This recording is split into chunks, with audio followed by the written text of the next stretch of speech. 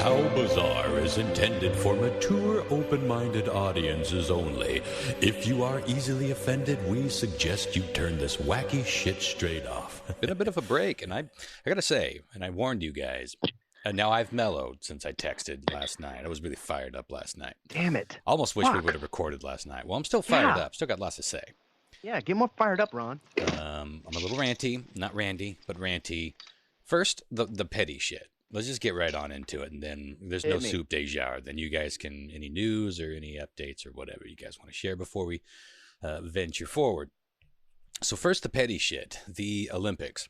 Now, as you guys know, I'm a huge Olympics nerd, always have been. And, you know, I try to watch all the sports that I can, even the weird little oddball ones. Sometimes those are my favorite. That's my favorite part of the Olympics.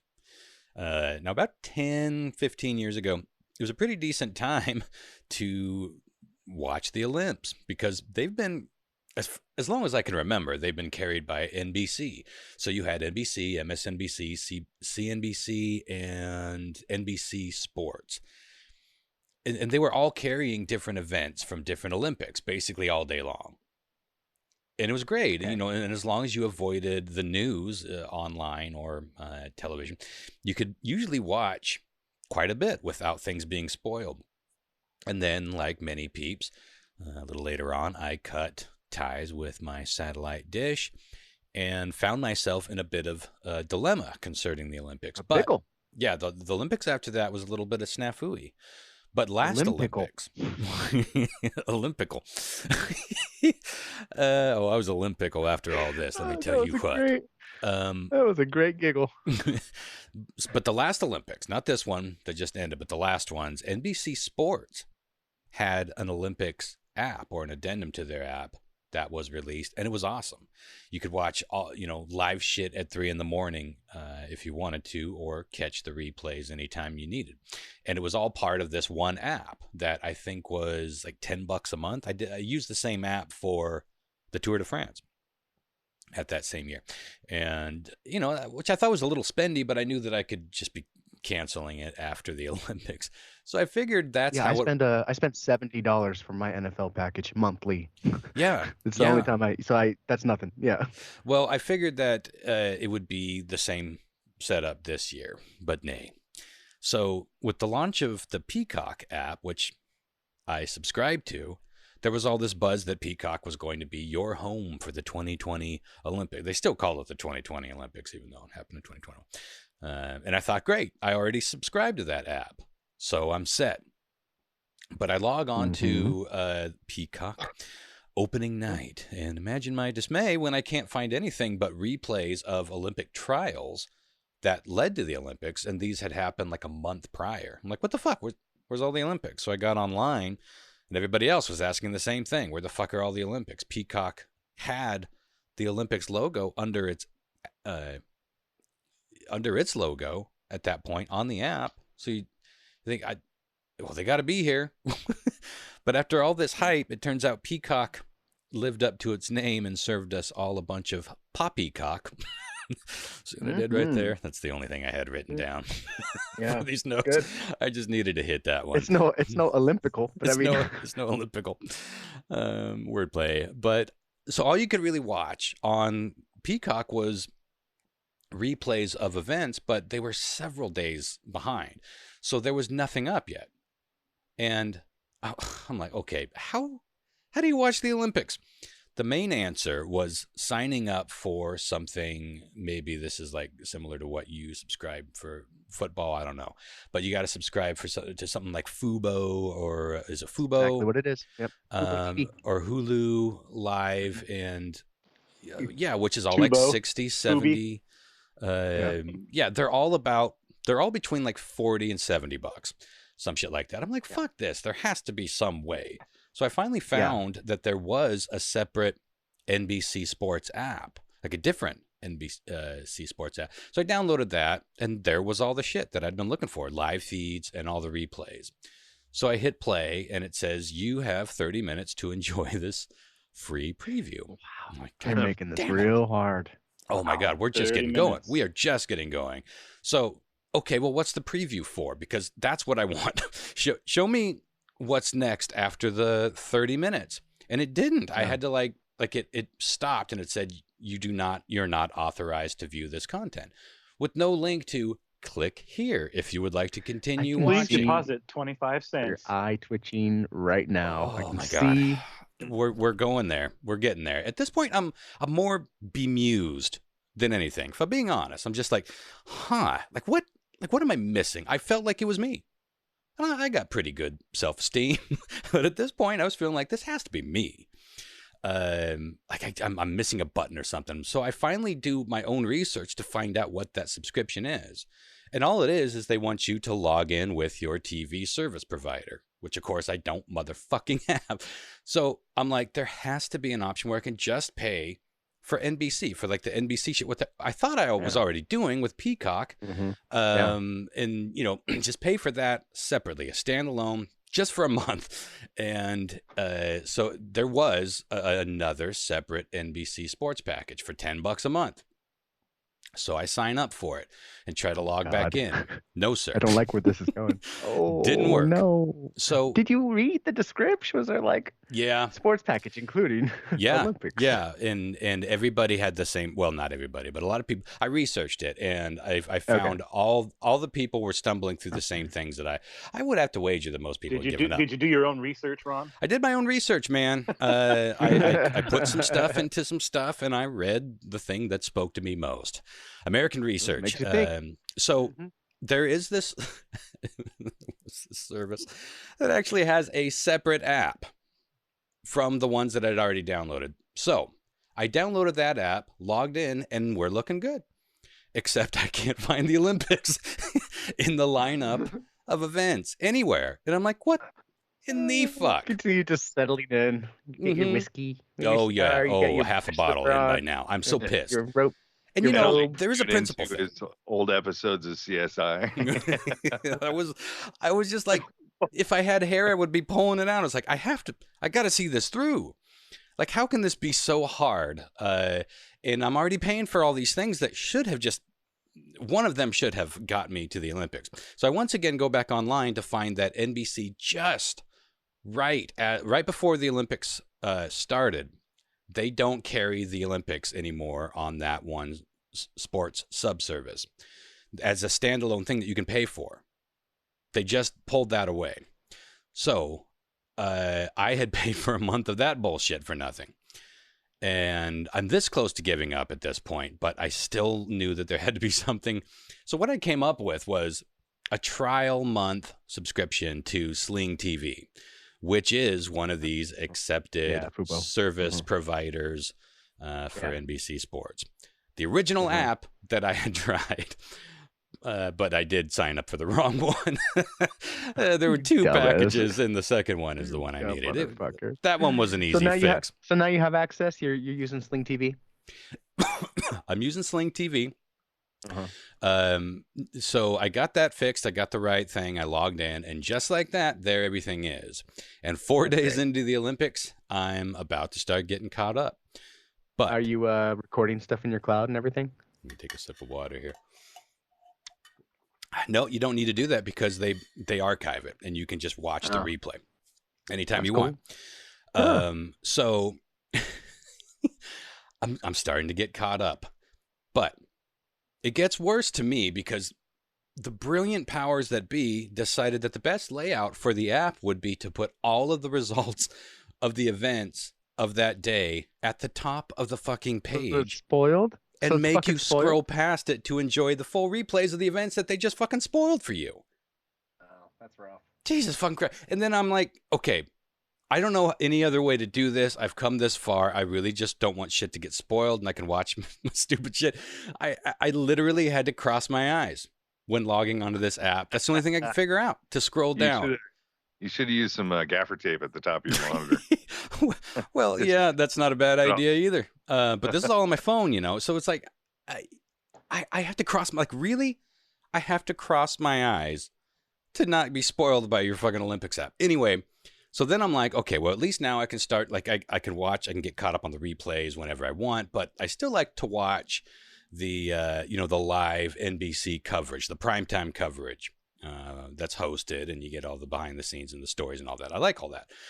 So I click on the link to watch that live, and then I get the "you are not authorized to view this."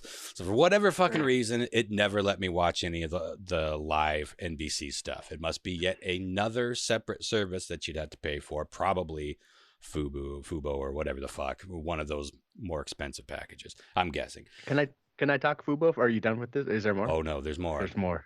Not a lot. Okay, not a lot more. I'll shelf my Fubo for after you. I want to hear this. But like, for fuck's sake. So I dig out my digital antennae. Now this is 2021, Where folks. was it? I am crossing my eyes to look at an app and digging out my antennae. It wasn't too far buried, but I just never really used it. So I hook it up. I find NBC over the air and tune in to primetime coverage. And the first thing that I hear is a roundup of all the events that they are about to show in terms of results.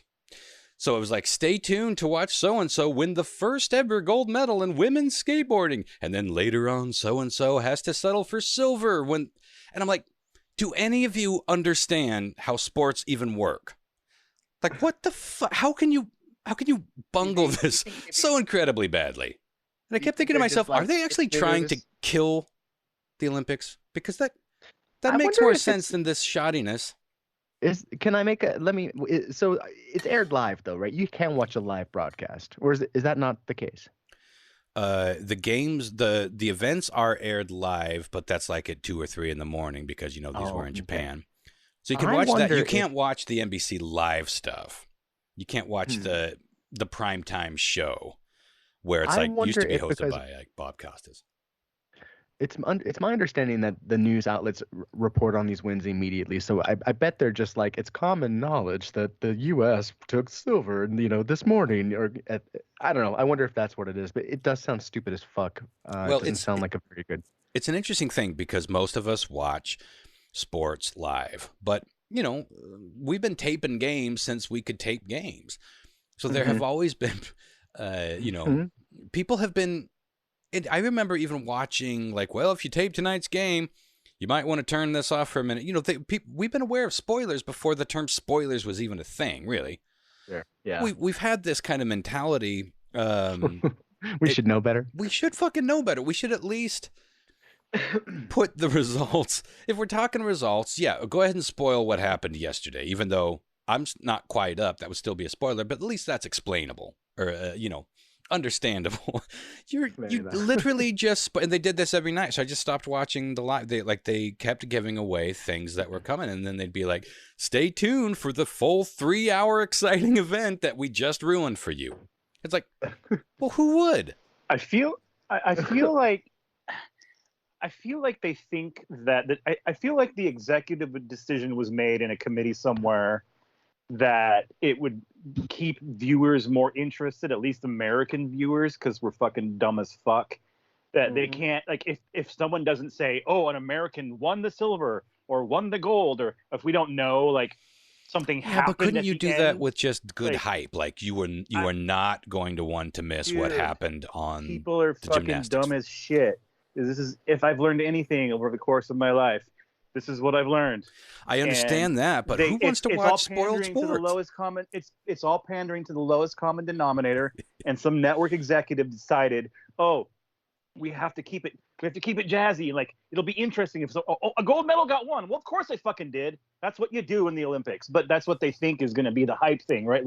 Someone wins the gold, watch them do it now. It's like, oh, great. Now I know. You know what I mean? It was frustrating. But I see what you're saying, but I'm pretty sure that's kind of a decision process that went into this kind of shit.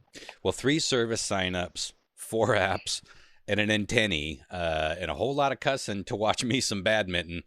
I gotta say, even through all that, it was worth it. There were some unbelievable fucking performances this year. And it is different, like everything else. There were no crowds in the stadium, and just some of the other performers and their coaches and all that. So there was a little bit of energy. Not there. Even cardboard cutouts. No, they did. What they did was they just had multicolored chairs, and it was pretty effective for most. And they blur the background.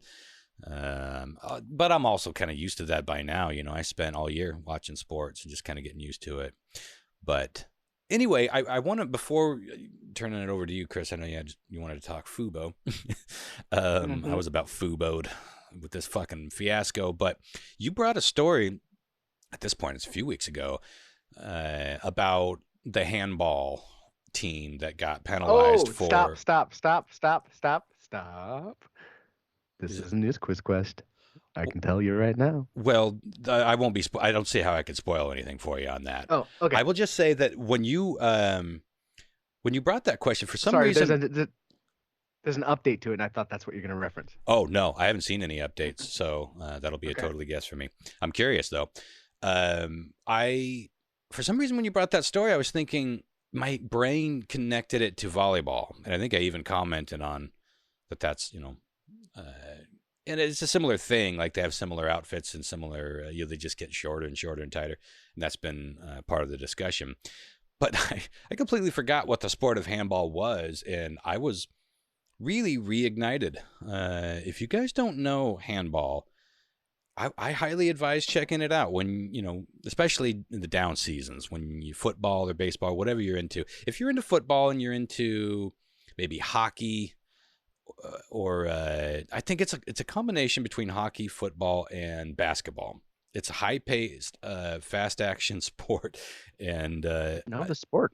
Yeah, it's really interesting. It's you just kind of watch. The biggest thing to keep in mind when you first see it, it's a little odd. You're like, well, do they have to bounce the ball or don't they? Well, the thing is, you can only hold the ball for 3 seconds at a time. So you can either throw the ball to somebody, shoot the ball, or bounce it, and then that resets the 3-second clock. So there's a little bit of like hot potato to it. Like you'll see 3 people just tossing the ball back and forth the whole time. People up in the forward sections are, trying to get free. That's where it's a lot like basketball, where you just, you're outside the key and you're waiting for people to get under the hoop that you can shoot it to, or take your shot. But it's really an interesting, fun sport to watch. I got back into it. I got into it. I don't think I was ever into it before, but I completely forgot what it even was. So thought it was funny that it resonated as volleyball to me, and I'm interested to see what the update on that story is. Before I get on to my second, much bigger rant, go ahead and let us know what you think about Fubo. Was it Fubo? It's Fubo TV. I think it's very similar to the year before I did the Hulu Live, and it's not too dissimilar from that. But I really liked it. It's pricey, but like I paid $75 a month after everything. But I also got like Red Zone included with that. And if you don't know what Red Zone is, it's 10 hours of football, no commercials, and they're just cutting to teams that are about to score. So, if you're a little football, it's fucking great.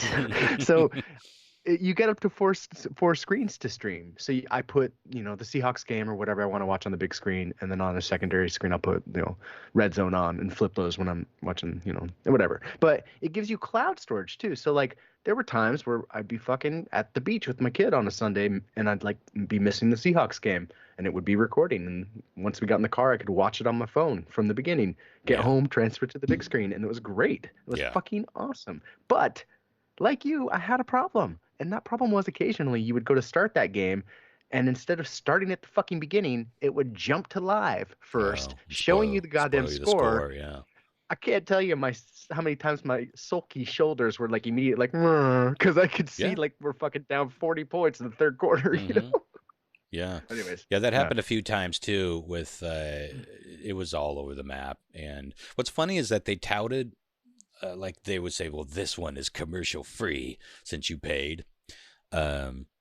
So even in the archived replays, there would be no commercials. There would just be a screen that said commercial break in progress for 4 minutes that you'd have to skip through anyway. It's like, sure, that's really a nice benefit. I don't have to scroll I think through. I'd rather see that than the actual commercials, though. Well, I was watching a show last night on a streaming channel that I paid to subscribe to, by the way, that still gives me commercials, and I'm just like, this is fucking stupid. Like, and it seemed Netflix like it was the last holdout. It wasn't quite an egregious amount of them, but I was like, this is this is a lot of commercials for a fucking service that I pay for. Yeah. You know? Yeah. It's just like once they started doing it, they can all do it now. And then upsell you to, less commercials. I think Hulu has a less commercials one and then a no commercials one.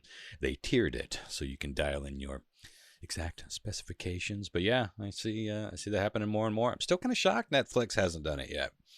I don't get Netflix. I don't get how they actually really make money. Netflix is shady as fuck too. They're the only, as far as I know, they're the only like film creator. Like they're actually making movies. They never reveal their numbers. They never share their box office numbers.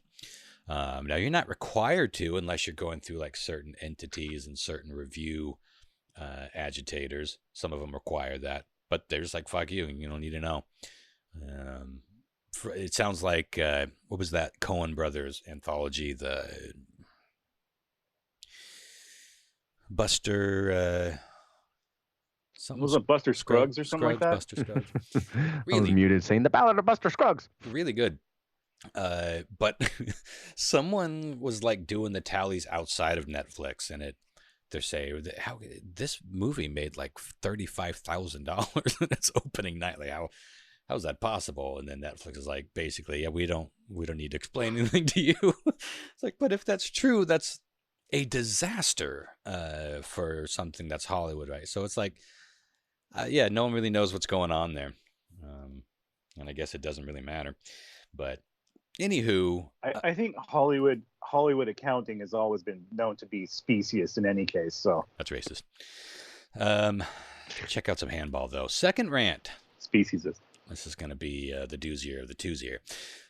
Sorry about that. Now this one is a bit more relevant, and that is, of course, we are starting to spike in COVID-19 numbers again, both COVID Classic and the new Delta flavor.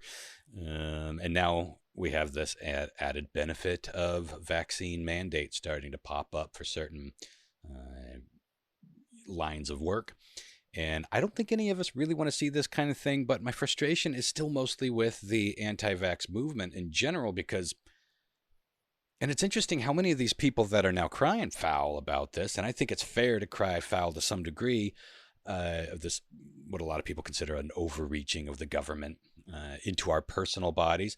They're largely responsible for us getting here in the first place, because so many of them, and a lot of them, I see a lot of people saying, see, this is the slippery slope we were trying to warn you about. But that slippery slope argument doesn't play here, because so many of these people, not all of them, but so many of the anti-vaxxers, fucking data, were they didn't go down any of the slopes. Like, they refused to mask when it was optional. They refused to mask when it was mandatory. They refused to socially distance. They had parties. They hooked up. They had big Thanksgiving dinners with their family and Christmas time gatherings that, as if nothing in the world was wrong. They traveled. All the while, the rest of us were hunkering down and doing our part, whatever that was, to get through this fucking thing. And now they're refusing the vaccine. And there are enough people that have fought all of these steps and continue to fight all of these steps that it's fucking up the equation for moving forward. And it's like seeing spiteful children who just don't want to do what's best for them. And they fight it and they fight it and they fight it. And eventually the grown-ups have to step in and do something a bit more strict, a bit more unfair seeming. And I honestly think we could have avoided any kind of mandates. And so far, like I said, it's only certain workforces, the medical industry and some government entities that it's being implemented on. Who knows where it will go from here? But I feel like we could have avoided it completely if more people went along with those earlier steps. But so many people refused. And it's almost like it's this self-fulfilling prophecy that we've arrived exactly where they said they feared, with mandates, because in certain venues and certain events requiring proof of vaccination, all of these things that suck ass and probably do point toward a fairly dark future are here because people fought everything all along the way. And to circle back just a bit, I suppose, I understand not trusting the government. I say it all the time. And not trusting some of these health organizations or the pharmaceutical industry.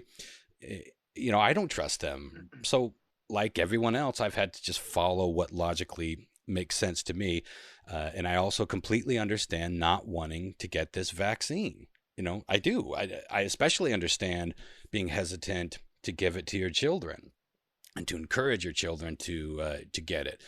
But, you know, I've talked about it before on the show. I have lots of friends who I respect who haven't gotten the vaccine because they're terrified of it. Like they don't trust it, not in like a conspiracy way. They don't trust it. They don't feel right about it.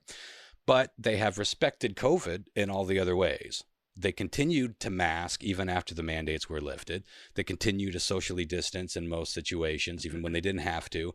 But most importantly, they aren't acting like a bunch of fucking babies and, you know, bullies toward people who have taken it more seriously to protect themselves and their family, in their businesses for that matter. And this goes back to what I was saying. I think if more people had done that, even without taking the vaccine, less people would have needed to get the vaccine. I think that's what the powers that be are even saying. It's like, look, we tried these way less intrusive things, but you fought them at every fucking step, and you just kind of shot yourself in the foot. And now certain hands are being forced because we are not getting past this like we should be. And now we're in this fucking pretty dire situation, and everything's blowing up, and mandates are starting to be in place. Now the vaccine has been in place for the better part of a year, and a lot of these same people are pointing out how, well, see, we were right about the vaccine. It doesn't work. People can still get COVID with the vaccine in them. And I don't recall any of these health organizations claiming that if you got the vaccine, you couldn't get COVID. The point of the vaccine was to give your body a little taste of what it would be up against if you got COVID, and give it a better chance of fighting it and a less chance of dying from it. I think most of us understood that was the point. That's how vaccines work. That's how vaccines work. Like, Jesus fucking Christ. The flu shots work and stuff. It just this is not new. And then your immune system takes over and kind of we should all understand this at this point.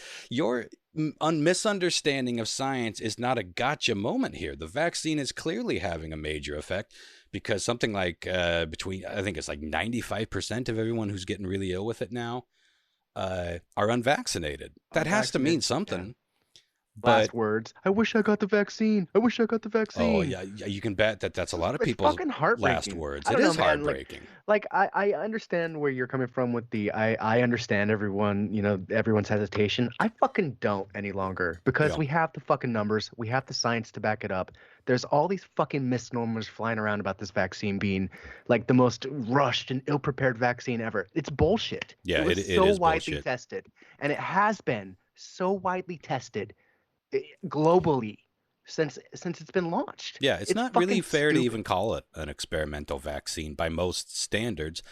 It's true that it was approved quicker than most vaccines are because it was an emergency. They call it emergency approval. But Chris is right. It still had to go through all those channels. It still had to be tested. But they did like so many more times the testing too in that time frame to be sure. Like, it's just fucking dumb. Well, now, and like I'm you getting said, pissed. Well, like you said, now, I didn't get my vaccine until quite a bit later. Like I wasn't remotely first in line to get that shot, but we didn't have data then. But a lot of people were. So like I said, we have the data now because it's a year. We can look back. That's some pretty good testing. Like we're all seeing some pretty good testing. All the numbers are coming back pretty fucking good. Well, for the vaccine. To be fair, I mean the 4 vaccines. There was the Johnson & Johnson one that didn't.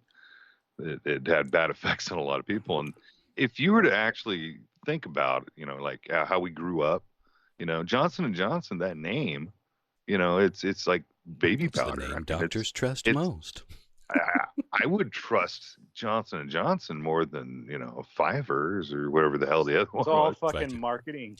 But Johnson, smoke and mirrors don't fucking buy the hype. Blood clot thing that was happening with the Johnson & Johnson stuff, that was happening. People did have that reaction, but it was well below the number that the FDA, these drug companies normally consider to still call it safe. So they pulled it, even knowing that it was working within the numbers that we've been going by for a long time to consider it safe.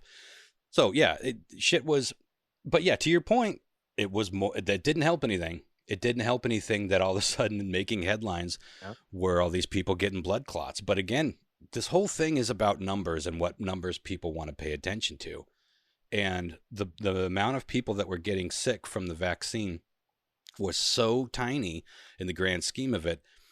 And all the anti-vaxxers were shoving that in your face like this is unacceptable, and yet ignoring the much, much bigger percentage of people that were dying from this thing the whole time. So it's funny how percentages mean something and then they don't.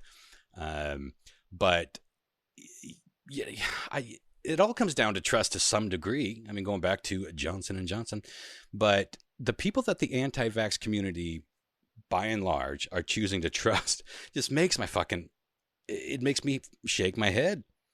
And I know that once something goes so far down a certain road that pride gets involved, I think that's a big problem of where we're at right now.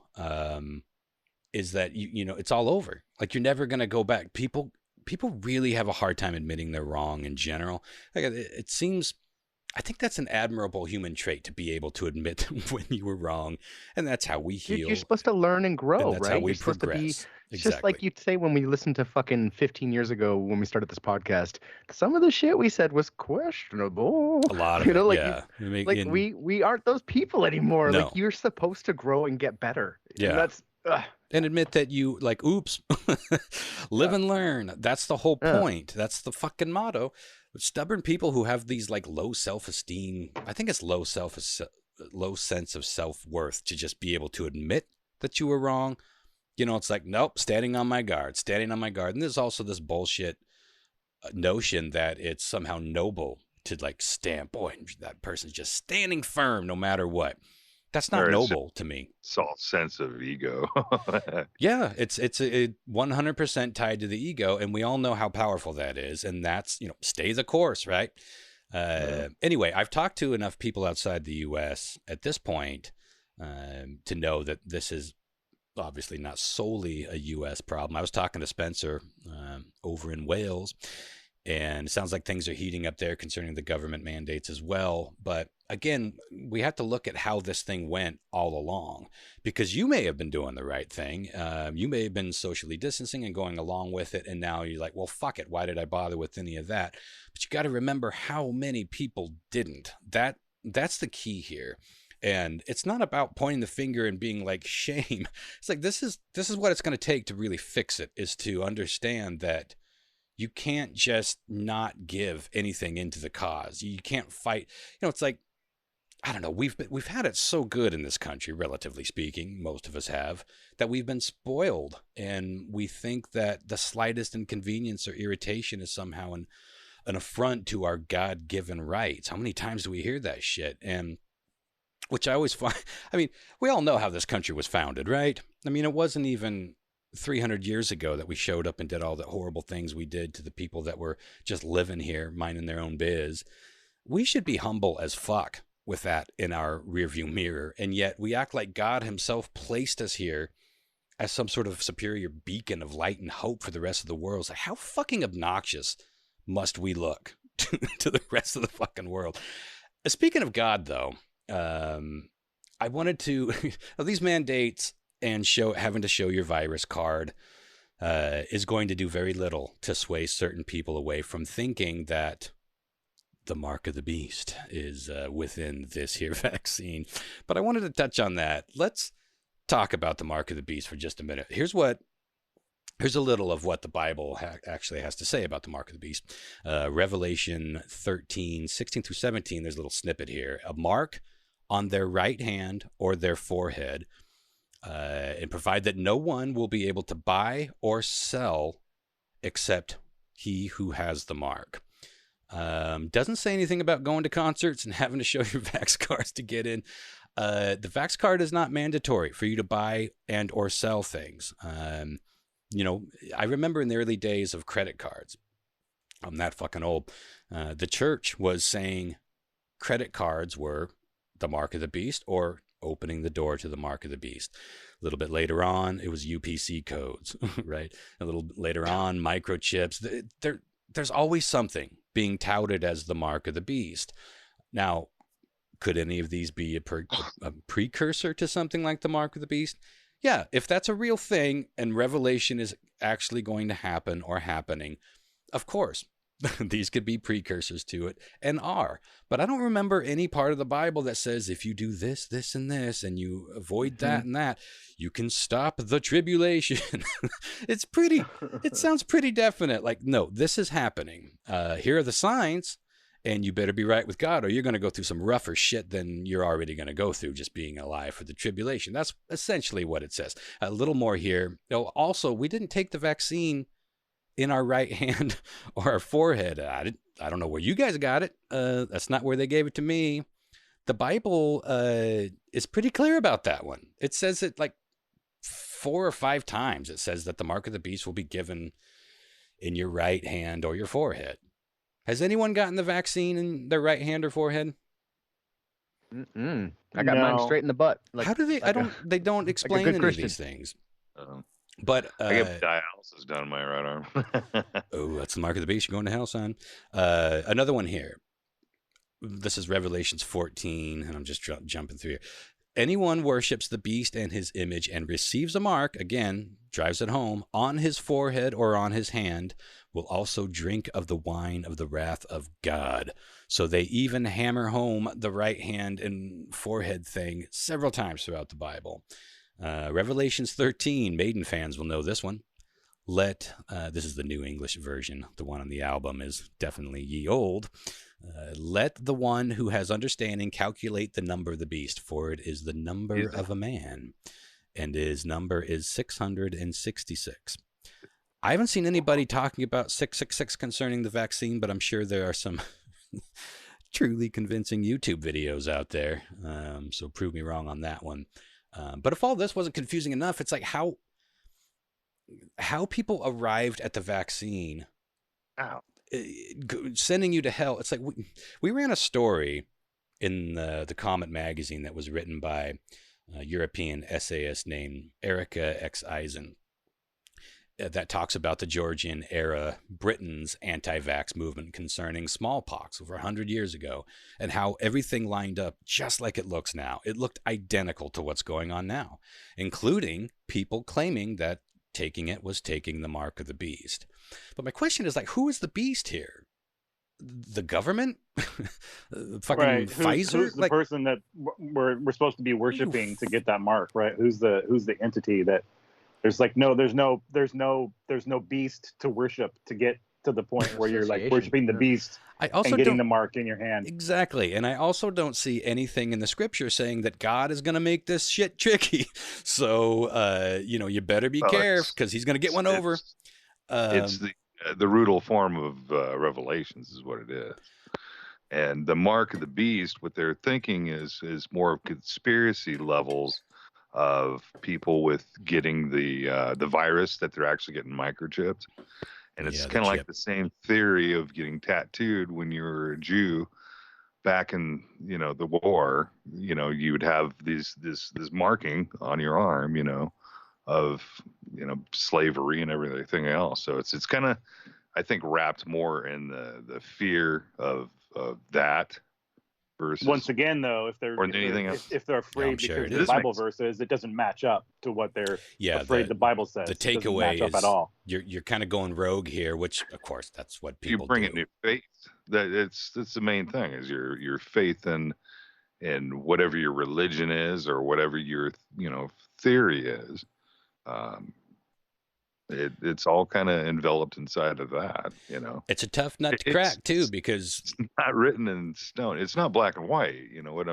What you're going with the whole vaccine thing, because I noticed, I heard a story about like they're making it mandatory for kids to enroll into college to have their vaccination. It's gonna be mandatory everywhere eventually. Yeah. Fucking Bridget just had to tell her whole staff if they don't get the vaccine, they're all fired. Like, I mean, like we're talking 60 employees. That's It's ridiculous. just nuts. Speaking It's of not though, the, because they're medical employees, and people that don't get the vaccine carry the highest viral load, so well, they can it's also continually not be new. passing those. This isn't Yeah. new. Like people in the medical industry have always had to get to be up on even flu shots, and if they choose not to do it, then they have to take specific precautions. They've been masking and doing that sort of thing all along when they're in that situation, when they just refuse to get it or they can't work in a certain wing or whatever that. So we've been doing that for a while. We've also been vaccinated. You had to have a card that showed you were vaccinated when you were a kid to go to public school. If you went to move to transfer to a different school, you took that card with you. So again, a lot of this stuff is being like, it's funny how it's so much of it has been touted as being new, and it's been in front of us this whole time that it feels new because we got used to it. It's just always been there. Fucking flu shot's always been there as long as I can remember. Vaccinations. Can I say something real quick? Oh God, Jon-Mark, I've been dying for you to chime in, man. Just fucking uncork. Do it. I've been to, I don't know, 12 different countries and been vaxxed and inoculated to fucking hell and back, right? Mm-hmm. Because that's what you have to do when you're going to you've some had of to these do it to countries. travel it's too. required. You have to do it. Like, for a long time. If you want to get in here, you have to have this shot. You have to have that shot. Or if you don't want to fucking die, you have to have this shot or that shot. Malaria. And it's like, it's just like, you have to fucking do it to participate in society and in this fucking world. And it's how it's been for the last fucking several decades. Yeah, they don't want your butt worms in Uganda. You got to get that shit. And it's like, what the fuck, people? Like, I mean, and also, I'm probably one of the least, I think you guys could attest to this. I'm probably one of the persons that that gets sick the least amount of times ever, right? Like, yeah, I don't see you sick very often. It's true.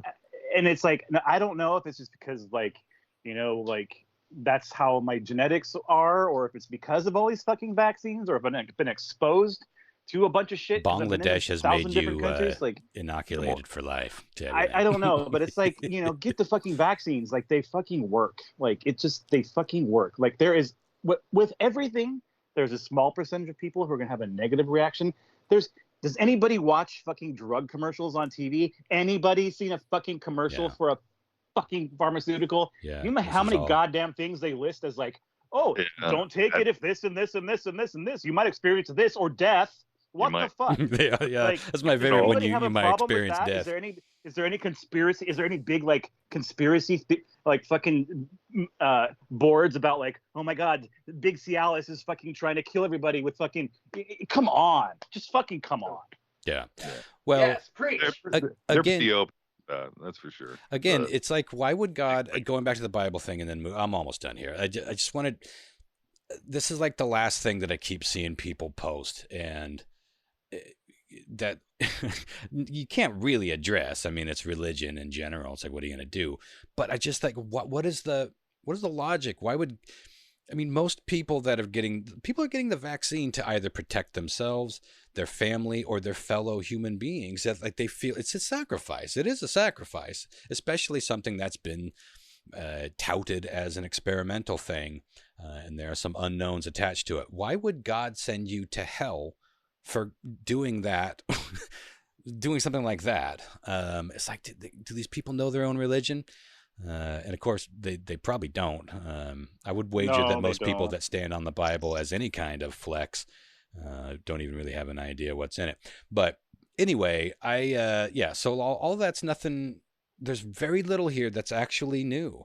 And really the newest thing is social media. It's like we're able to, the disinformation and misinformation can travel at such a huge rate, but there's also the bullying thing and the camaraderie thing, the sort of, we can all gang up and whatever that's called, this like herd mentality, the mob mentality, I suppose.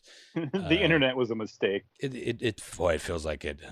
If you're watching anything other than porn, and even porn, some of that is a mistake. Watching this porn was a mistake. I don't know if they start demanding that you be vaccinated before you can buy food or sell anything to pay for food, you'll have my attention, and I'm paying attention, but I just don't see anything yet that looks like a version of something we haven't seen 100 different ways since the inception of this country anyway, or close to it. But anywho, this rant is not in support, by the way, of vax mandates. It's in support of realizing that you can't give nothing to the cause on every single level at every step of the way without some sort of repercussions like this. And it's like, I still think we're going to make it out of this thing okay. And I'm hopeful that these recent flare-ups will at least kind of scare some people or inspire some people to, get the vaccine that maybe were dragging their feet or were otherwise thinking against it. But again, a lot of the people that I know that aren't getting the vaccine, at least they're still doing those other things. And I think if more people had taken on that mentality earlier on in this thing, that you wouldn't have had to, we wouldn't be at a mandate situation. That's all. I softened all those thoughts best I could because I am angry, and I like Chris. I'm frustrated too. I deleted a whole shitload of people off Facebook just yesterday. That's why I was getting pissed off. People are doing these little rings around their Facebook profile thing that say profile pictures. Yeah, I've stand seen with a couple medical of those. freedom, and all that sounds good. Medical freedom, of course, that sounds great. And I'm all for it. I want the government to not tell me what to put into my body. But again, if so many people, I think it was something like 40% of Americans have said in a study that they will under no circumstance get the vaccine. If just another 10 or 15, maybe 20% of those people, it sounds like, had changed their mind and gotten the vaccine, or 100% of that 40% of non-vaxxers had done all the other things, socially distanced and not been out traveling and, worn their mask or whatever, then they think that still may have kept us from not needing the mandates. But the point, I gotta ask. Oh, sorry, go ahead. No, I'm done. I need to be done anyway. Well, I'm gonna take us down another path, and I'm real sorry, but just to stay on the same path. Just as devil's advocate, let me say. Yeah, go ahead, Lyle. Yeah.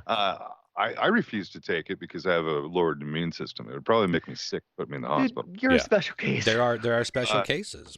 I'm shish. There's people that work for my dialysis company that are in the same boat. Even though they're healthy and they go to work, they too have physical issues, and they refuse to take it. Now, should they lose their job over that? No. They're qualified and they're professional people. What you just said, Chris, earlier kind of blew my mind, that your significant other had to go to basically tell everybody they're fired if they don't, whatever, that she's significant. They're going to lose their job, what they went to school for, they're probably still paying on student loans for, you know what I mean? It's just, it blows my mind. Well, again, I don't like being here. I don't like where we're at. I don't like this kind of country, but there are,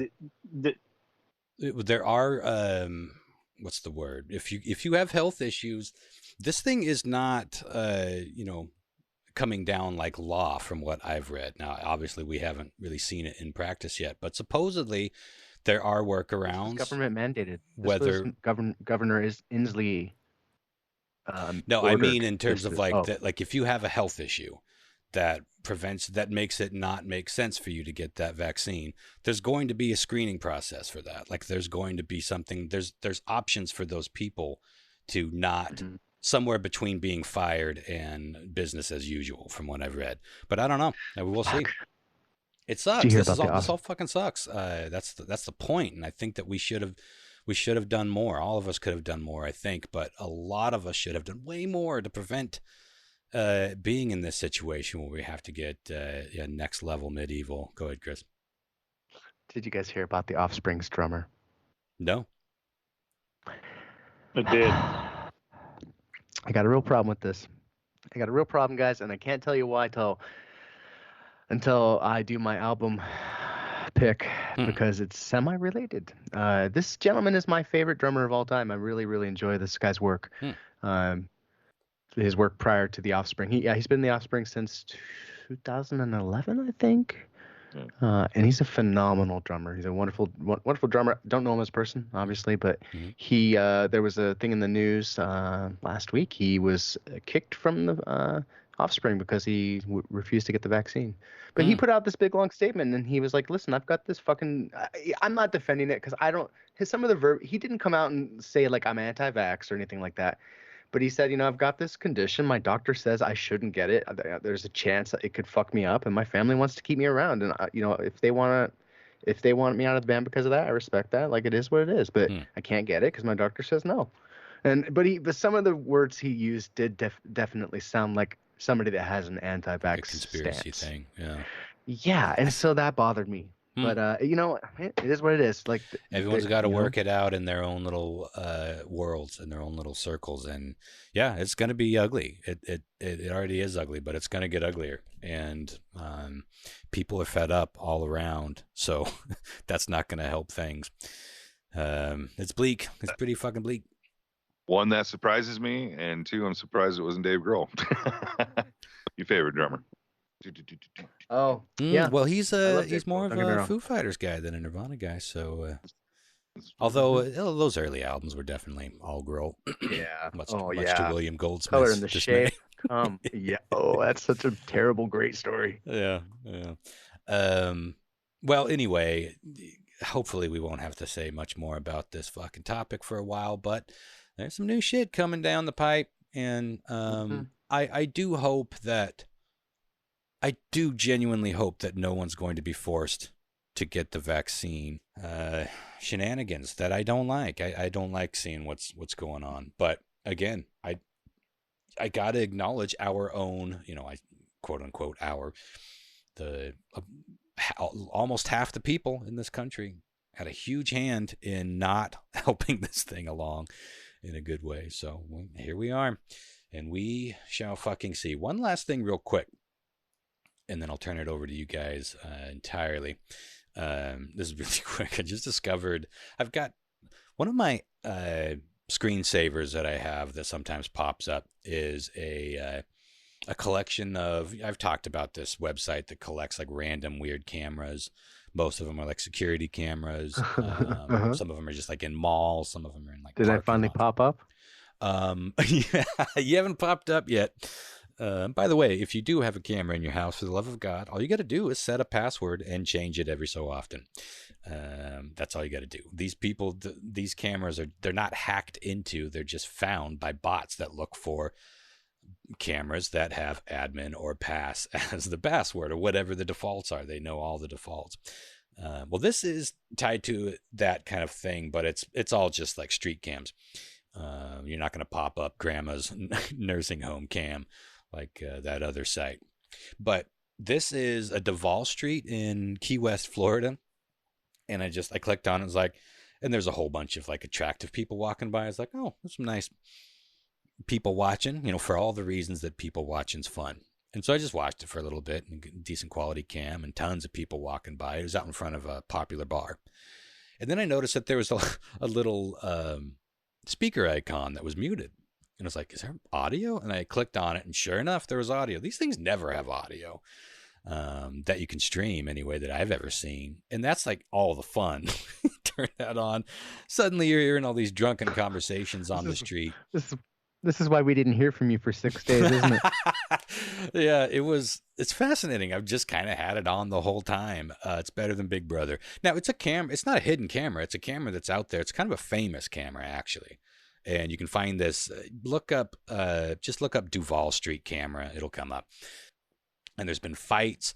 There's been flashers. There's been vomiting on the street. People get so fucking wasted. And apparently you can drink on the streets in Florida, which doesn't surprise me because it always felt lawless. But anyway, that's my recommendation for this month. Watch along with the Ronster. It does get bogged down, though, so I'm surprised that I shared that little tip with y'all. If it gets 100 or so more viewers, it tends to get a little your choppy. Bandwidth, Ron. Your sweet bandwidth. I'm sharing it with you, my brethren. And Sethrin, what's the neutral? Neutral. Boy, here comes the whiskey. Thank God. It's about. Yeah, it's about Christopher's. Moving on. Yeah. Moving on. You guys want to roll right into some strange trivia? You got something to throw out there? Well, I went to the hospital Monday. That was nice. Again? They, well, for the people that want to know, like with my health issues, they, if we go back, say 4 months ago, I was developing a lot of like coughing up blood in the morning, stuff like that. And recently, with I want to say 3 weeks ago or 2 weeks ago, found out that I have heart failure. They did a echo test, ultrasound of my heart. Yeah. And I'm not even sure if we talked about it on the show. We haven't talked about it on the show. No. Typically a normal heart, it splits in half, and half of it feeds most of your body, and the other half feeds your lungs. And they're supposed to run about 60 pounds per pressure. That's how a heart usually beats. And mine is on both sides is 40, which means it's significantly not pumping enough. Yeah. That's why I developed edema. So normal dialysis is 4 hours. So this treatment is only 2 hours. And I mean, like I said, they could leach up to 6 pounds off you, off just one sitting. But it's strictly that water that's trapped in your legs, that's trapped in your feet.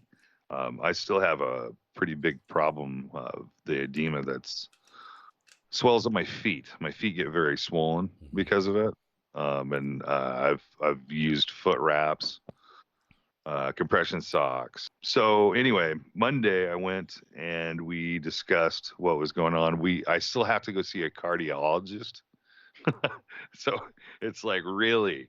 And how long has this been going on? But he basically said that my heart, there's the good news is there's no blockage.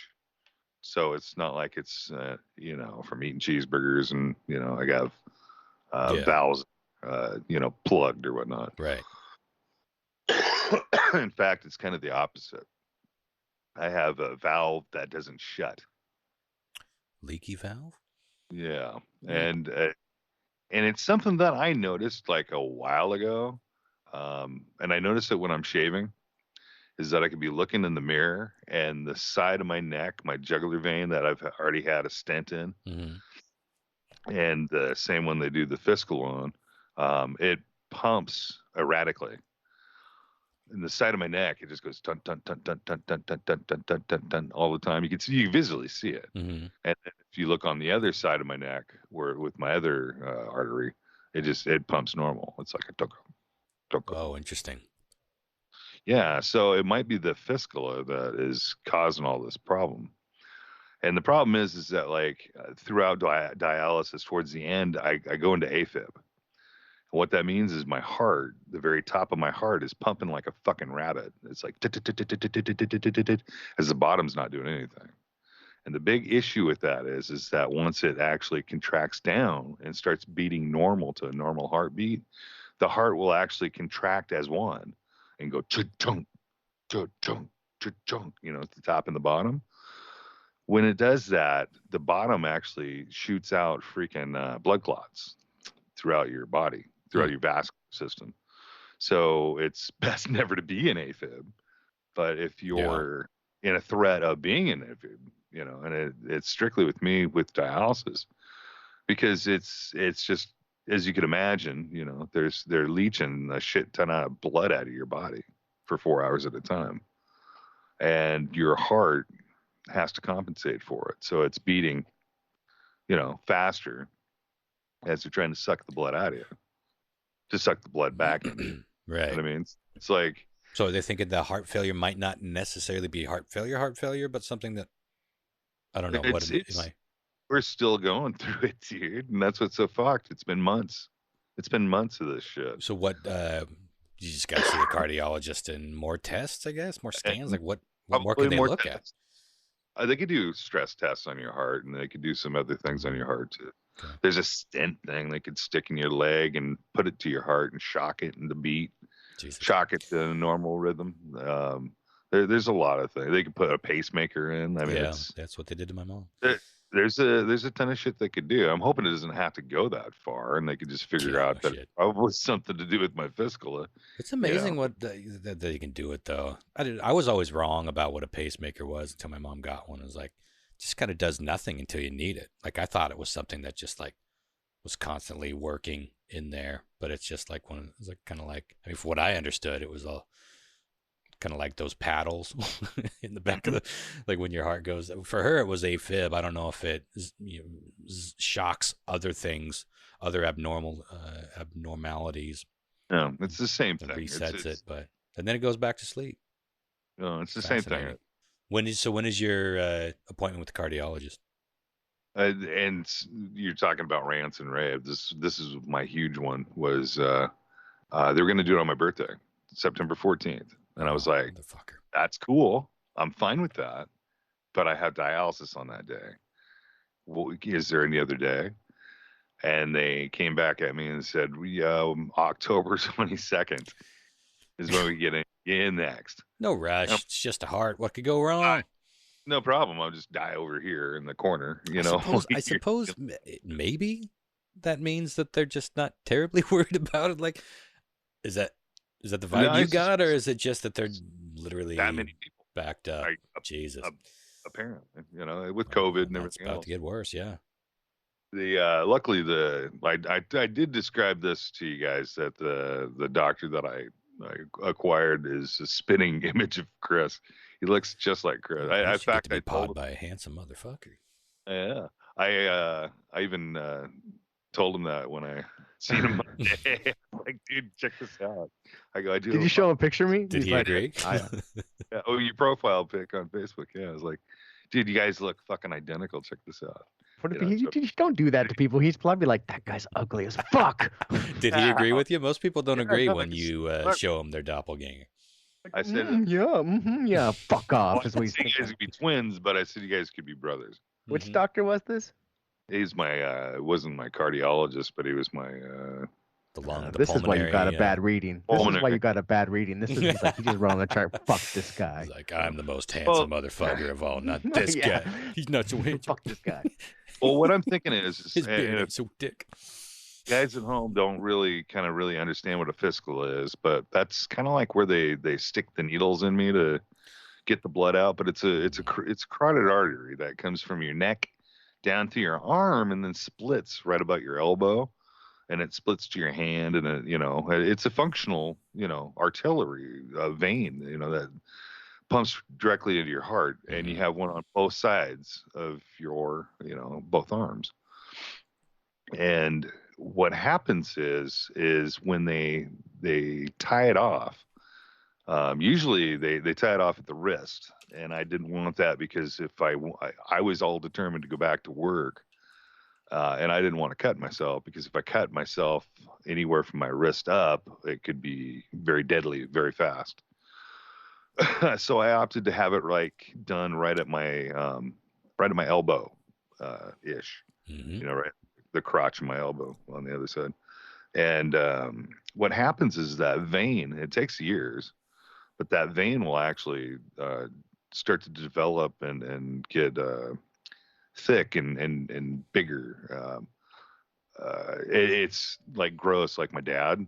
He's been doing dialysis for 10 years, and his is like thick, almost like a snake.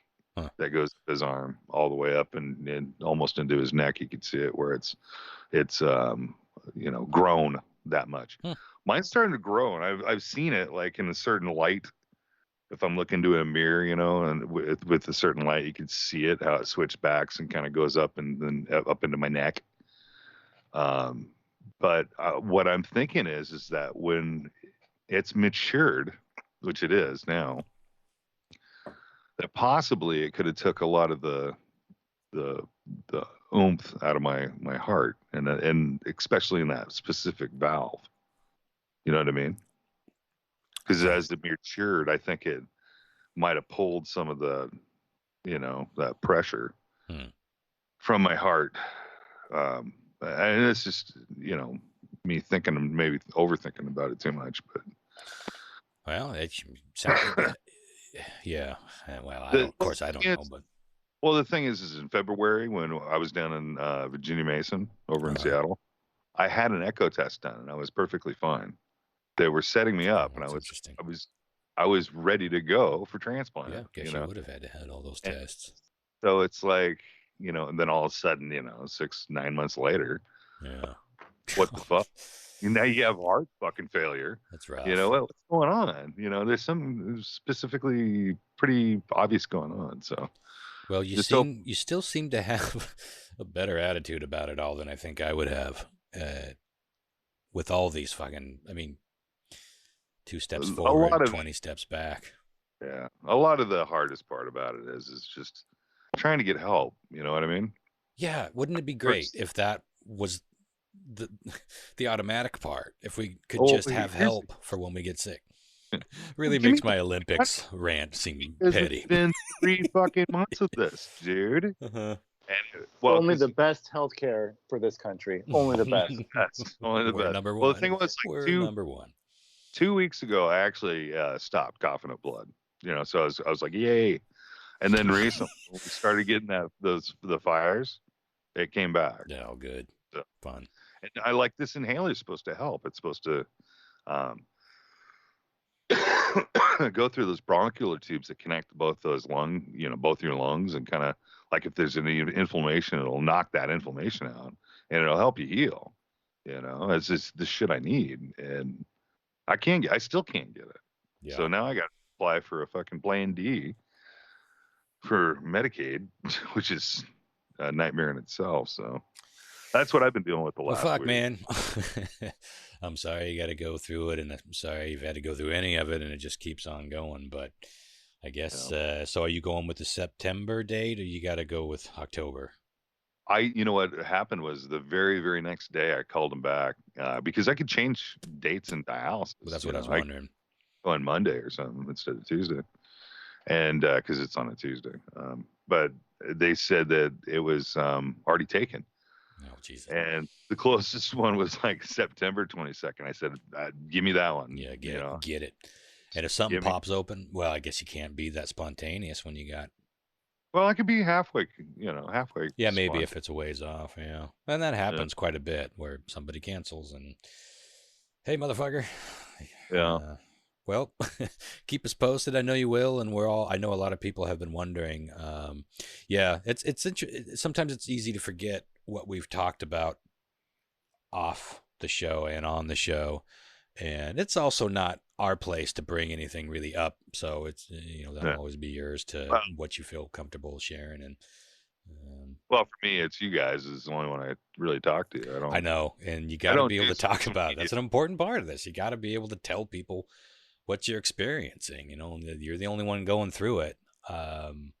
So yeah, I'm glad you share it because that's an important part of the entire process. Sometimes we feel very helpless over here, like we can't fucking do anything, and it sucks. Yeah. This sucks. We're just like, fuck, because you send us the text updates, and I'm like, I don't know how to respond to that, Lyle. Like, I'm rocked by it. The worst one was Chris.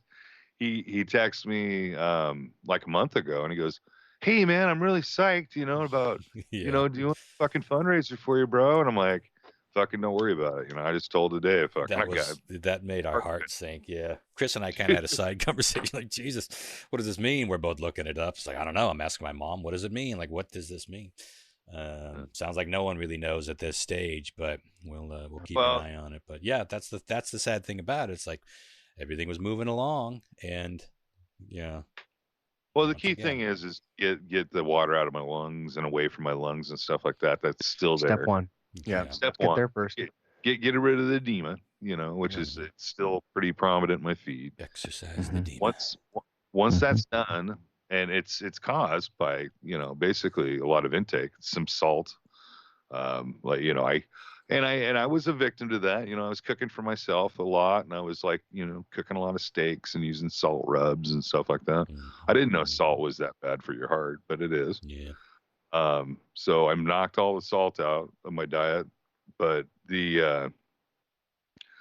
once I get that under control and we could get me under, a certain limit with dialysis, meaning the water off, hopefully that will intervene with the heart issue, whatever that may be, And so the next step is seeing a cardiologist, and hopefully between the two tests, should be able to figure out why that one valve is staying open. Yeah. Once you have that appointment, you make sure to give us an update so we know what's going on. Yeah. Oh yeah, sure. Yeah, right away. And how about we take a quick little break? I need to use the ladies' room, refill my whisk, and get ready to have some fun for the last half of the episode. And we still got to talk about Jon-Mark's pick of the week, and I'm looking forward to seeing what you guys all thought of this. Because, well, we'll talk. Back in 2 and 2. BRB, guys. Ooh, one more time. I can't wait. BRB, guys. BRB, guys. BRG. Jon-Mark just sent a meme. Luke to Vader at the end of Return of the Jedi. Help me take this mask off, but you'll die. I have rights. Oh dear, what a world. Okay, yeah, let's do some weird trivia and dissection. All right, let's see. So first off, I haven't mailed my prize out yet, but you to fucking Sarah slacker. Ray. I know, right? Who would fucking wait 2 weeks? 7 months. But Sarah, I promise you I have a day off next week, and I am looking forward to shipping you a package full of books and maybe some other surprises. I don't know. I'm gonna look around the house, just kind of throw in there whatever I fucking feel like. So used open condom, with we can't know. Yeah. Old banana peel. Ye be warned. Okay, so today, Ronster, you're playing for Jason Gray. Now, this is interesting to me because this is a very good friend of mine, one of my best friends, I would say, actually. I don't know that this gentleman actually listens to the podcast, but I know he started following for the memes, and he's been dropping comments on our posts, so he randomly got pulled in. I kind of love it. Maybe I'll force him to listen. Counts. So, Ron, you're playing for my buddy BBJ. Sounds good. He's the gentleman that actually built the barcade that I like to frequent that I'm taking you to. Oh, nice. You Another might have met castle? him. Is that what it's? Yep. Yeah, I'm sure I met him. What if you opened and owned a place that sold bras and shoes, and then you just said boobs and shoes down there in Pike Street Market? That's what he opened. That sounds about right. But it'd probably be booze and shoes. He likes booze. Sorry. Booze and shoes. Yeah. Booze. There's nothing we can't combine a bar with. Then you can just drink and then dance the night away. Somebody's doing a whole like kids or family like trampolines, and I don't know if they're doing bowling, but they're doing like all sorts of like this big family fun emporium, and of course they're putting a bar in. Like we got to have that bar everywhere. You got to be drunk. Fun. You gotta be drunk to drive your kids home like a good American. Yeah. Okay, Jon-Mark, you're going to be playing for Cynthia Peterson, and Lyle, you're going to be playing for our friend Ben Morhaime. He does feel like our Ben at this point, doesn't he? It is our Ben. Now, Ben, I'm surprised because Ben hasn't made it into the Hall of Shame yet. I swore he had, but what? He hasn't. I thought he was one of the ones that I owe a prize to. Maybe that was for something else. I think it's Jeff I got Hall. a list somewhere. I have to go back. Well, there's a couple at this point. Are you sure? Hall of Shame consists of Stephen Moyers, Jeff Hall, Ron Kompenstein, and Sarah Ray Shields. We got to get them in. Okay, there must have been something. Must have been something else. Let's go even farther back. Ben, message me on Facebook. What do I owe you and for what? I think it's a painting. I owe him a painting. I promised him a painting. Put a post up on the wall so we can all laugh at it and shame. Sure, Ron. mock That'd me be in great. pub. Yeah. God knows I don't get enough of that. Mm-hmm. Okay. VIP for those Facebook people out there. That's right. You're going to be playing in that order tonight too, Ron, Jon-Mark, and Lyle. Kind of our classic go because Ron won last week. I've been doing all right. Now let me tell you, I'm quite proud of today's trivia. I ran it past 2 people, and both of them completely whiffed. So I'm feeling pretty confident. I'm gonna fuck you guys up. Right. So, Alexa, prepare to cheat. What's that? Perfect. Okay, question 1. And this is the follow-up to the Norway women's beach volleyball team that was fined for not wearing bikini bottoms. Oh, wait, it is volleyball. It was, this was volleyball. I don't know where the handball came from. Because do they make them wear bikini bottoms with the handball too? That sounds real rough. No, they didn't. Oh. But the volleyball works. The handball. The volleyball, you can see their butt cracks in some of it. Yeah, it's But really degrading. I'm wondering really if they want to wear them though. No, I think that the statement they made says so. You would think it would be a little bit more comfortable, and I'm only saying this to be freely In a bikini bottom to move around. Oh, to do certain moves, to be able to like hit the ball, like from the ground. Let's see. We can finish this thought, but let's see where the question goes, because who knows? Maybe there's some clues into here. But I am curious to see how many of those people would change if they could. We'll see. Take us there. Okay, so shortly after that story went viral, this celebrity stepped up and offered to pay the entire team's fine. Who was it? Was it A, Pink, Betty White, Great, The Rock, okay, or Dolly Parton? One of these things is not like the other. Yeah, 3. One of these people offered to step up and pay the entire team's fine immediately. Badass women. I don't know if they would identify as feminist necessarily, but badass women, right? Like we can all agree. The Rock is very progressive. Certainly. Well, I'm saying that's the one thing, but he also has a penis. The penis herring, maybe? Or does he? Yeah, have you? Well, true. It's a real. I don't mean to put you in a. I don't mean to put you in a limp pickle, Ron, but okay. Limp pickle. Limp pickle. Well, I'm tempted to go with Betty White, but I think that might be the white herring. Ooh, wow. Because wouldn't we? That's deep. Dare I go with the pink herrings? Wait a minute. There's a color scheme going on here.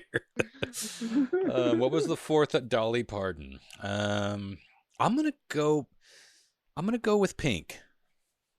The rhinestone herring. Like a rhinestone herring. Herring. Okay. Jon-Mark, what are you gonna go with, baby? Time, I think I'm gonna go with pink too. Interesting. Look at that. Double down on it right away. I'm coming out, so you better get them shorties on. Lyle, where are you going, baby? Well, I was gonna say the handball isn't like that. Like it's pretty much irrelevant to the question. It really is. But I'm interested in where it's going. Yeah. Let me think.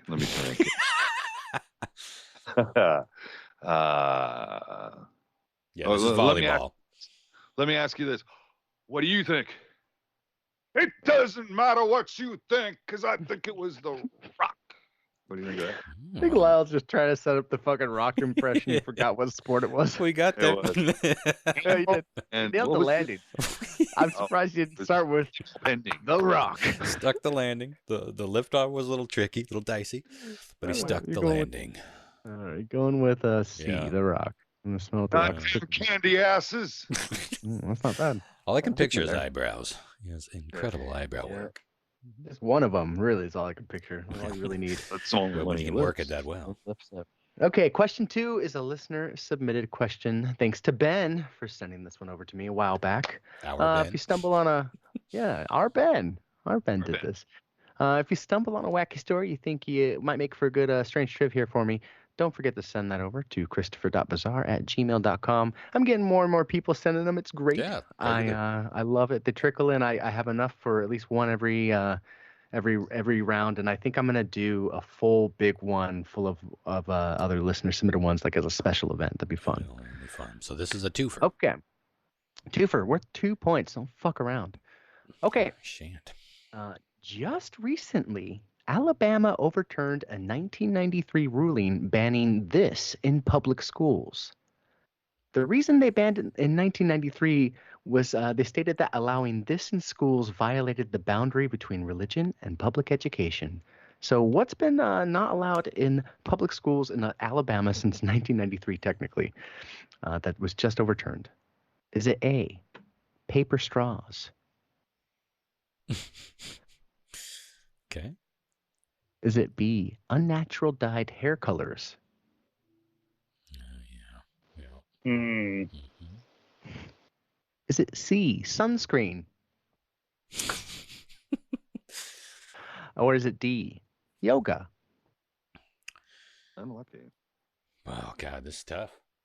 Yeah. What was banned in schools in Alabama since 1983 up until just recently because they had quoted that it violated the boundary between religion and public education? Again, paper straws, unnatural dyed hair colors, sunscreen, or yoga? God. Ron, Well, the yoga and the hair make the most sense. I may be doing this the wrong way. I've done this before where I'm trying to think of what the weirder one would be, and that to me would be the straws. I concede, sorry, Jason, I concede that this is probably the paper herring.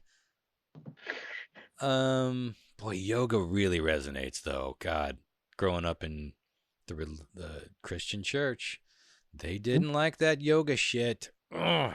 I'm tempted to go for Jason's sake with yoga, but my heart is saying go with straws because you're a dummy. So I'm gonna call you on your straw herring there. All right, you going straws? I do believe I just drew the shortest of straws, but we'll see. I think Jason might have drawn straws. Oh, he already drew the shortest straw. I was like, wow. I don't even listen to the show, and I know I'm fucked. He's probably cracking another drink open with a big sigh right now. Okay. I'm just going to be sitting over here getting drunk with no prize. Jon-Mark, where are you going with? I think I'm going with yoga. Oh, interesting choice. Interesting that you went with the right one. I'm gonna say 1990 fucking 3. Baby. I was alive. I remember it. I was alive. I was there. I remember it not involving paper fucking straws, and I do recall the whole sensitivity about the sun and trying to beat that sun cancer. Yeah, it's big time. But I do remember 1993 with. I feel like I should be saying this in the what's his Casey Kasem back in 1993. We don't stop. Yoga. Yeah. Oh, you had all the hairspray. You had that net. I was just thinking about that era today. We should have been all shot. Anyone that was using that much hairspray. And yet, the kids have brought mullets back. Jesus Christ, they brought mullets back. There really is nothing that goes away from anyway. My motorcycle, my Harley that I got, it doesn't. The radio kind of doesn't really work that well, but the tape player works really well. So I should have had you guess which tape I stuck in there, but I'll just tell you, it was Motley Crue, Girls, Girls, Girls. That's a good motorbike album. Holy shit, dude! When you said you should, I will have you guess. That's the fucking that was gonna first be your tape guess. that came into my fucking wild. That's crazy. Jon-Mark, you can't win even the made-up non-game games. Yeah, spy, head spy. It's just fun to drive around and listen to that on a motorbike. But well, anyway, doesn't even it's like start with the motorcycle like revving sound, or is that one of their later songs? One of them does. Yeah, no, it does. The whole video for Girls, Girls, Girls is them driving motorcycles around as different strip clubs. Dude, that video looks so much fucking fun to just be in a cock rock band in the late 80s in the fucking Sunset Strip. Like that, those days are gone, and they probably should be gone for lots of reasons. But what a fucking time to be a rock star. Watch the Motley Crue Netflix thing. It really takes you back. Yeah. And, I mean, like, it makes me wish I would have experienced that times a little bit. But parts anyway, so you went with the yoga, correct? I don't think he's gone with anything yet. It's the whole appearance of what yoga used to be, even back then. There's nothing wrong with it, but the hairstyles, the garb that people wore in the 90s would maybe trigger off a little bit of a hereticism. Is there a particular hairstyle associated with yoga? Well, no, it's just kind of slutty. I think he's analyzing his way to be. You can see. Are you going with hair color? No, I'm going with the yoga. I was following you until that because I was thinking like I do Yoga's remember kind of them being slutty. like you couldn't dye your hair. Well, no, I'm just saying yoga suits. It's just spandex. I mean, you could see everything right through it. I could see Yoga suits.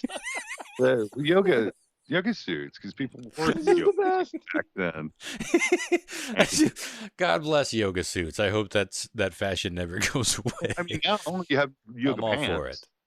but they had like full suits. But that's like the thing. Like they're women. Well, I don't pay attention to what men are wearing as much. But women are walking around with yoga pants. They're wearing them because they want to wear them, and I'm gonna enjoy them wearing them because they want to wear them. The same thing with the bikinis. It's like if they want to wear them, then I have no problem. Yeah, this is an added bonus to this sport. But that can't be the only reason why they're wearing them. Sorry, Lyle. So you are going with yoga. Well, it's flexibility. It's being able to do the certain moves. And like I was saying earlier, I mean, to wear something so small in volleyball, it's, to get the movement, to be able to do certain moves without hurting yourself. It's not about being able to actually even do half the moves. It's so you don't injure yourself. I do it when I weight lift. I got to make sure I'm wearing something super baggy. Bikini bottoms? Short shorts, yeah. Pretty sure We'll see where this there's goes. a limit to what's there are flexible. You guys got to see what's look up. track If you're wearing shorts that are going past I'm your gonna find an knees, image while Lyle's if you're doing taking another squats 5 minutes or with this. something like that, you're either gonna bind up on your shorts or you're gonna All right, good question. pull your question. knees. Right. So you're going with the yoga Going suit. yoga. I'm going yoga. Yoga suit. Okay. The downward dog, if you know what I'm saying. I do know what you're saying. Yeah. By the way, as right. if we haven't already drawn this question on long enough, we missed 2 weeks. I suppose we owe them a little bit of rambling. But I was dating somebody briefly a while ago, and she wasn't a college student like by age. She was an older girl. Let me just state that because it probably sounds funny. But she was a college student, and she was doing yoga. And she said that the first day of class, they pull all the guys up all the way to the front. Because, for obvious reasons. Anyway, all right, let's move on. Okay, question 3. Man, I gotta be honest. I might struggle with this one a bit. Here we go. You might struggle. Back in November, a 5-year-old in Massachusetts. You said it like the judge on Ally McBeal. Or no, The Practice. I don't know why staring at that word has fucked with my brain. Because it's spelled. There's 2 of everything. Just type it out wherever you're at right now. Yeah, good Type luck. it out and just give it a good gander. Uh-huh. He brought something of his dad's to school for show and tell. Now, the 5-year-old proclaimed to the class as he showed this item off that it made him, quote, feel like Spider-Man. Yeah. Now, this made the news. What was it? Was it A rapid dispensing bottle of lubricant? My dad has very soft and smooth acting lotion. And hands. Show and tell. Was it B, bondage ropes? I love where this list is going. Oh, yeah. Made him feel like Spider-Man. Was it C, a foldable sex swing? Oh, yeah. I have so much to say, but we're already running long, so I won't. Or D, a bag of cocaine? Oh. I bounce One off of these the wall. things is not like the other. Mm-hmm. Fuck. Yeah. Brought it in for show and tell and said, this makes me feel like Spider-Man. What would make him Was it, feel again, like a rapid Spider-Man? dispensing I gotta go. bottle of Oh. lubricant, bondage ropes, foldable sex swing, or a bag of cocaine? Wow. Forgot about the ropes. I was about to go with the swing because it could be some sort of like web thing that was stretchy. But I'm gonna go with the ropes. I'm gonna guess that he did the old devil horns as he tossed out like a strands of the whipping rope, bondage rope, whatever. How old was this kid? 5. Did you say? 5. What eye color? Definitely C. Is it my turn? Yeah, it's your turn. I'm gonna go with the swing. I think. Mm-hmm. Going with C, the sex swing, foldable sex swing. Okay. Okay, Lyle. If you're gonna throw porn in there with the lubricant, then I would say, "Look, I'm Spider-Man." Shooting white shit across Watch the me room. shoot my webbing. Oh God, it's horrible. That's gross. It is gross, but it's funny as fuck. I'm gonna go with the cocaine. Yes. Oh, that is quite the show and tell. What I tell you about showing and telling, boy. Makes me feel like Spider-Man. I'm like Batman bouncing off I the can wall. fucking jump buildings. I'll take a picture. Oh, I'm yeah. Peter Parker, bitches. I'd wear that T-shirt. Oh, can't win them any. No. I'm glad Okay, you remembered guys. that Well, one. guess what? I got good news. It's still anybody's game, really, because question 4 is a fucking Florida Daily Dubs. Oh, it's been so long. Ding, ding, ding, ding, ding, ding, ding, ding, ding, ding, ding. Could probably see this happening Boom on the Duval shakalaka. Street camera. Mm-hmm. Okay. Oh God. Florida Daily Dubs. So worth 2 points. Don't fuck around. Back in May, a 33-year-old Florida man was enjoying a day of drinking with his pals when he got into a heated exchange with them. So heated, in fact, that he was driven to punch one of his friends in the face repeatedly, and that would eventually lead to his arrest. When police asked them what had started the fight, they simply said it was this. The argument was over this. Was it A, vegetarians, Okay.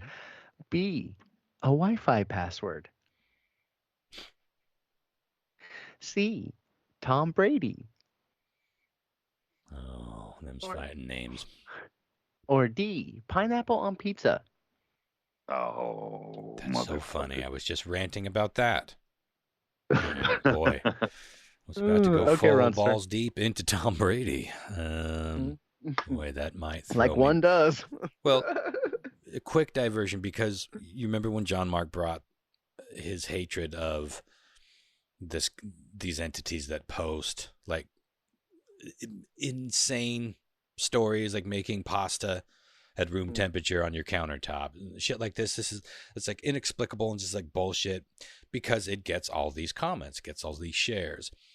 I have seen businesses, like new businesses, adopt the question, does pineapple belong on pizza? I'm sure you guys have seen this pop up all the time, because they know it's going to be 500 fucking passionate comments and shares and likes and dislikes.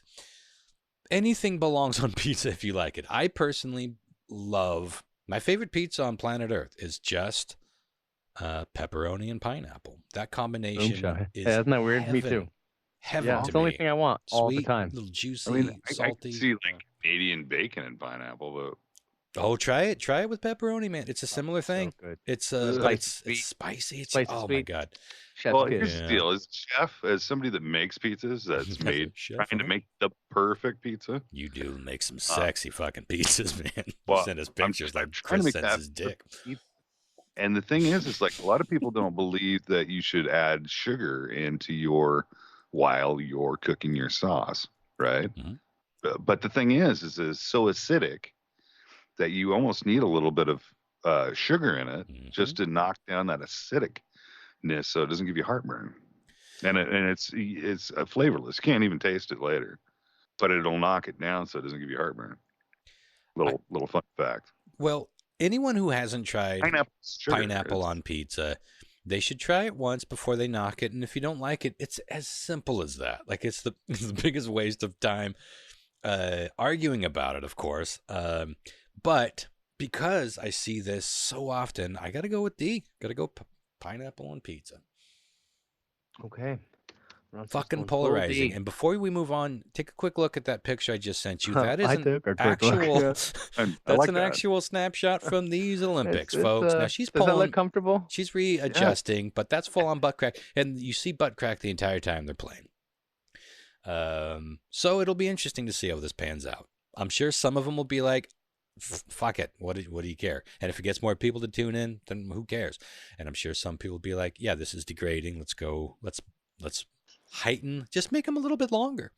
But what you're looking at right there is 100% titillation. It's there for people to tune in. How that is Comfy. improving the mobility, or Yeah. you know what I mean? It's It's a little like short. They're yoga tiny. pants, like full on They yoga are pants, or even bicycle shorts, Tiny. would be just as actually better than that. You would think, because then it's like all one level. Like that's what I keep Yes. thinking. It's like there's too much. It seems like there's too much adjusting and pulling up and just like things going into things when it could just be. Yeah, It's like the difference between a sports bra and, you know, I mean, we have athletic wear. This is just a fucking. This is like it's pure horseshit, is what it is. Well, and to be honest with you, the best route about it is exactly what you just said. Is like bike shorts. Yeah. Or something that would protect. Which is what they were trying to say. or what Well, the court it's volleyball actually players use, insane. which is still It's- pretty short, but it's not that short. If you're in the back and you're going for the ball and you're flying forward, you know, you're going to land on your elbows and your knees, you know, and that Suddenly way. you got a And fucking then you got ass song crack up in your front of the ass. world. Exactly. That was the Olympics this year. And, you know, butt cheeks are in. All of the clothes, watch the fucking Duval Street camera if you don't believe me, folks. All the shorts out there right now are highly butt cheek oriented. So this is what I'm saying. Like, do these players care? I would like to know a general consensus, but I don't think you can argue that this is this is paramount to the sport, as Jon-Mark said. Well, as we've all said, I think, on one form or another. But anyway, I didn't mean to interrupt there, but I needed you to see what the bulk of the beach volleyball Olympics did look like for the women. And by the way, the dudes are wearing pretty short. They don't wear that, but if there's one place where it's a comparable outfit, it would be the men's diving. That's where they're wearing things about that small. And obviously that does make a difference for, you know, water, that's splashy different splash. for like Swimwear. It is different. It is. That's different. It is different. Interesting times. Anyway, Okay. where were we? So Ronster went with pineapple on pizza. Where are you going to go with, Jon-Mark? I'm gonna go with pineapple on pizza because I have a different opinion than Ron does about pineapple on pizza. You don't like Look it? at this. You want to punch him in the face about it? Jesus Christ. No, I don't. I don't. But are you offended by it? Do you not like it, or no, are you I'm offended not, by it? I'm not offended by it. I just don't like it because so a piece of pineapple that is hot. So the taste of the pineapple that's hot, like out of the oven, to me, it's just like It's wrong. I don't like it. Interesting It's that like- you bring that up, because I do prefer fresh pineapple. Yeah, my cold, pizza. fresh, crisp You guys- pineapple. But like when it's hot and like that flavor, it's like juicy, gushing, hot. And Mm-hmm, You know what it sounds like to me, you guys? It sounds like to me the next time Jon-Mark and Ron hang out and they decide to order pizza, they're going to be in a real Olympical. We're gonna be in a real A Olympical. I saw Who's gonna win? Open for Puddle of Mud in whatever year it was. Chris, do you prefer cooked pineapple or fresh pineapple on your pie? Yes, I love them. Yeah, both. I'll eat I both, love- but I do prefer Yeah. fresh. It's a different thing. Not a terribly different thing, but it's a different thing. Sure. Same with tomatoes. I I like 'em prefer fresh tomatoes on my pizza than cooked tomatoes. Totally different thing with tomatoes. All right, Lyle, where you going? That's a huge thing. Can I get a roundup on those answers again? Yeah, it was Yeah. 20 minutes ago. Yeah. Yeah. What was the topic that caused this brutal fight that got one guy arrested? Was it vegetarians, a Wi-Fi password, Tom Brady, or pineapple on pizza? Oh man, Tom Brady would be a good one, but I'm going with the pizza too. Not to make it like a family game, but It's a good call when it's 2 points. I have a lot of strong emotional feelings about this conversation, and Wow. I just don't, I'll punch a motherfucker. dude. I This mean, is the thing. I'm a picker. I'll pick them off. I'll pick them off. And This is eat why the there are pizza. 500 comments on every time Even someone with starts. a little bit of that sweet Yeah. flavor, Oh, but dude, juicy little explosion sweet. of liquid. sweet flavor does not belong on pizza. You know what I mean? What's It's- funny? I won't pick it. I won't pick it off. I just don't prefer it if it's the hot style, right? Like if it's hot, Right. if it's hot pineapple, I don't Ugh. prefer that, but I won't pick it off. It's just Well, I I'm glad wouldn't we all order went it. with the same thing because it's safe. But hearing those answers back the Wi-Fi password really jumps out as something unique. Like, where did that come from? So, yeah, I'm guessing that might be it wasn't too. going to give you like a Wi-Fi. Like, say you're staying at a place Mm-hmm. and they're not like, openly Give giving me you the the fucking password. password. Number one right. question we got at radar station. Which Wi-Fi? Like, fuck you. Order something first. At least order Right. first. Then ask why you're waiting for your drink. Anyway, let's move on. Yeah. Okay. Well, let's go with the answers and see what happens here. It's an interesting game. I'll tell you I'm that feeling much. strong. Again, Ron, you're playing for Jason, BBJ. Jon-Mark, you're playing for Cynthia. And Lyle, you're playing for Ben. Our Ben. Our Ben. Hands for. Our buddy Ben. Okay. Very, very fine. Shortly. Fine, Ben. Shortly after that story about the volleyball team from Norway went viral, getting the fine, this celebrity stepped up and offered to pay for the entire team's fine. It was pink.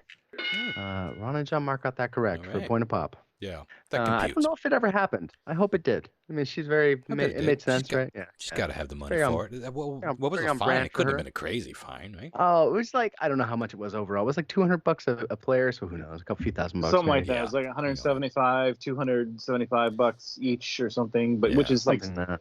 it's I couldn't like, do the Euro math in my fucking that's head. a I pair was of like, shoes, nah, the nah, nah. pink. nobody wants to pay that, obviously, but it's like still, Yeah.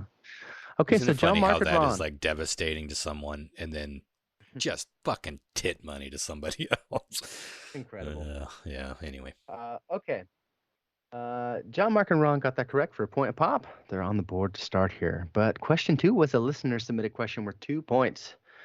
And it was about the Alabama overturning of a 1993 ruling banning yoga in public schools. Ron, you should have fucking gone with the yoga herring. I don't know what the hell was.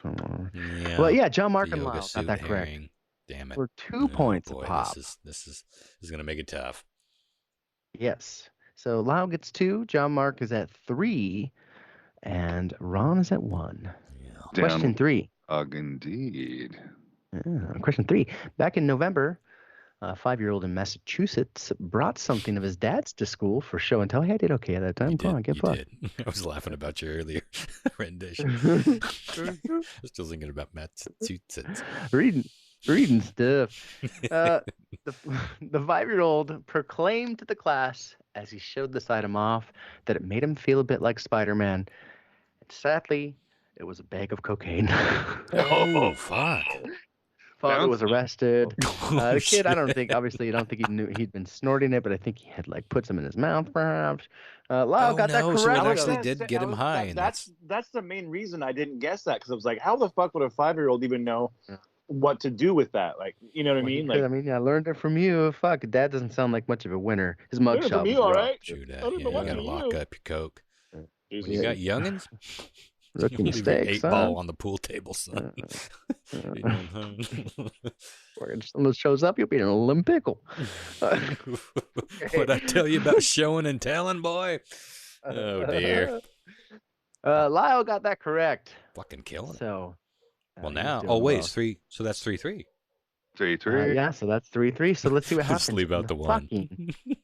Fortunately, though, there's a Florida Daily Dub still. Yeah, but I know how that went. Don't know. No. Back Oh, in that's May, right. a 30, We went to. Sorry. yeah, we don't know yet.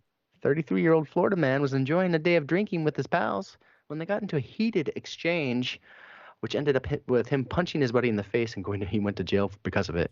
The topic that caused his anger was Tom Brady. Oh man, I knew it.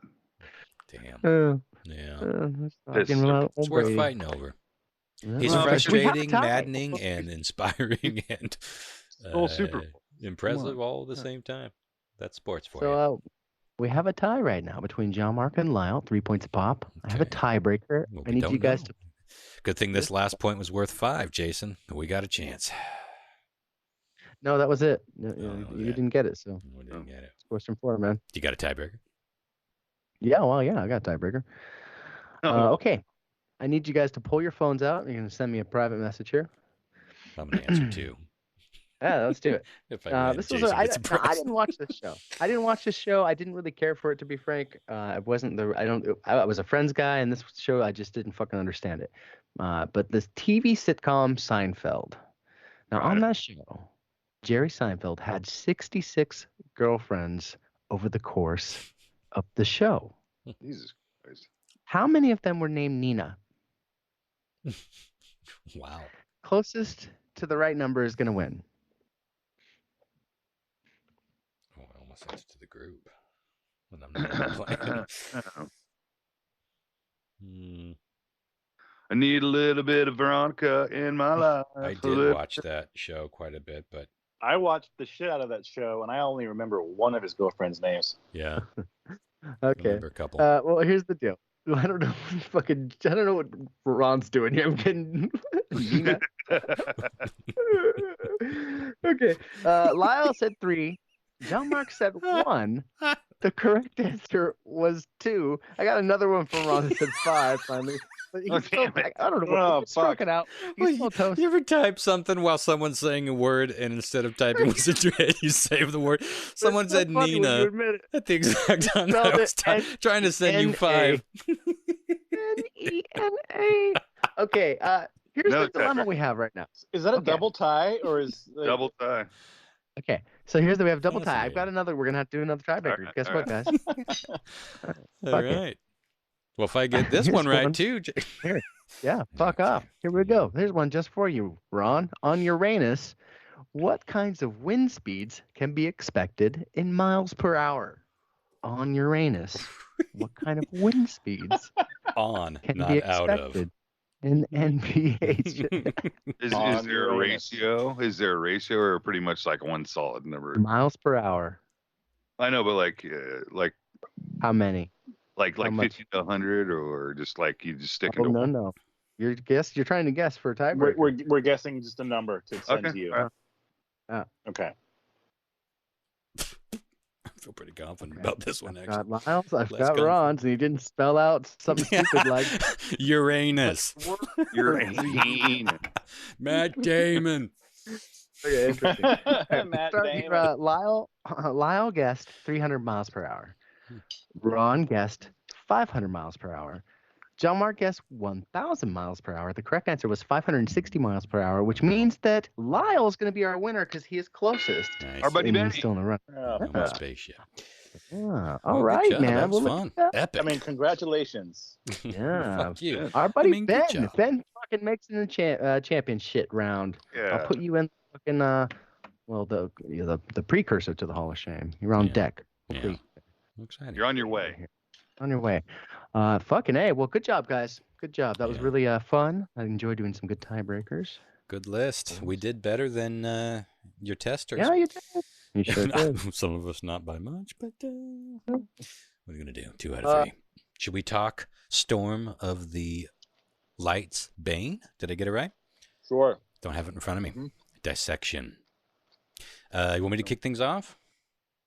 Yeah, go for it. I don't have a ton to say, but I will say that, and I just refreshed my memory on it right before the show, so it's fresh in my head.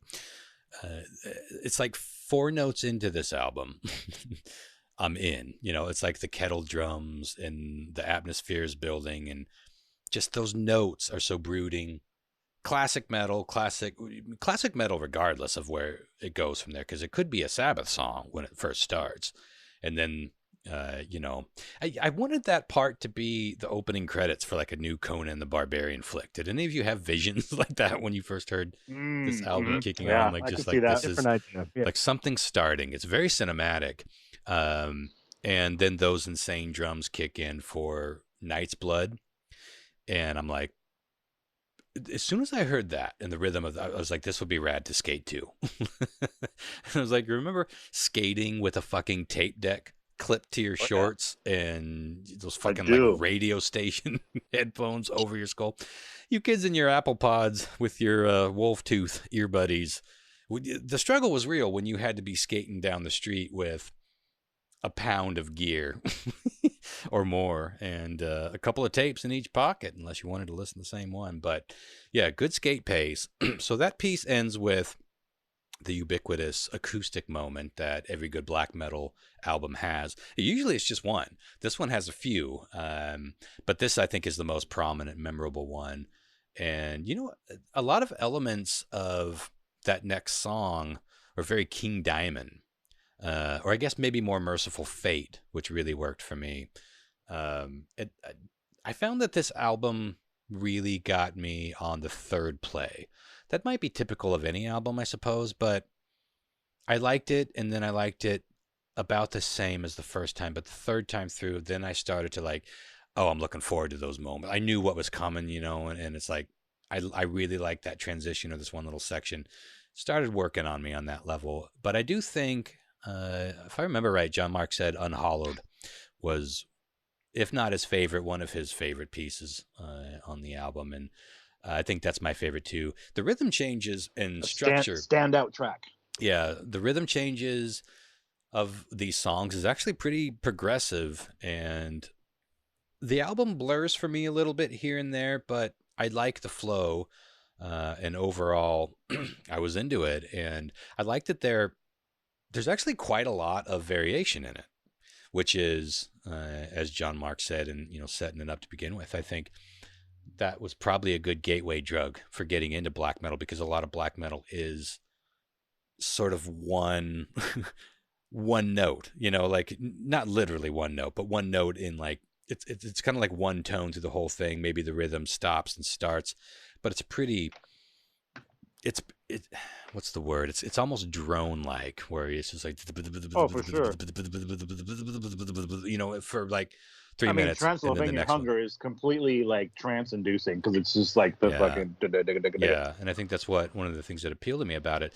But this one had a lot of classic metal era vibes. One of the songs started with a slower guitar intro that really reminded me of Slayer. There's definitely some Exodus in there, even some early Metallica vibes here and there, but maybe even more like Megadeth, like Extinction era Megadeth with some of those riffs, and even some of the vocal treatments were a little Megadeth, which I liked. I liked that era of Megadeth. I think Where Dead Angels Lie was the one that I wrote down that had some Megadeth flair. And I want to talk about the cover a little bit, because the cover really reminds me Holy of shit, right?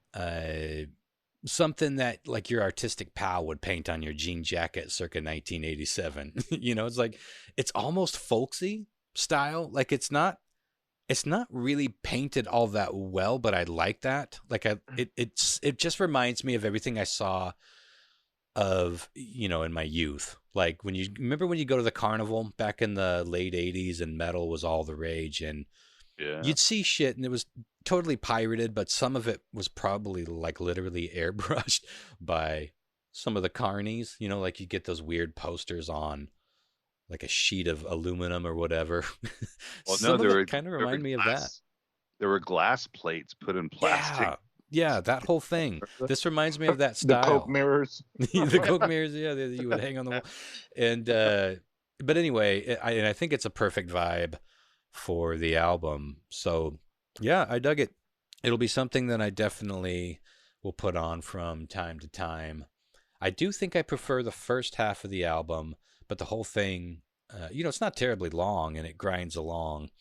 And it, like I said, it may be one of those good sort of hybrid albums for seasoned metalheads that maybe have never gotten into black metal. Like I think a lot of, like, I'm curious what Lyle thinks, because I know Lyle was a metal guy. I don't know if he ever got into black metal, but I'm curious if he picked up on some of those classic metal moments like I did. There's even some stuff that's Maiden-esque peppered in there.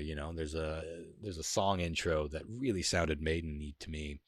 And I dug all that. So I think it would be a good album to give people that are into metal, like classic era metal, that maybe have been turned off by black metal, thinking that it's either too extreme or too silly or just too one note. Like I said earlier, like that's a good one to sort of get you going in it, because there's a lot to hold on to for classic metal fans.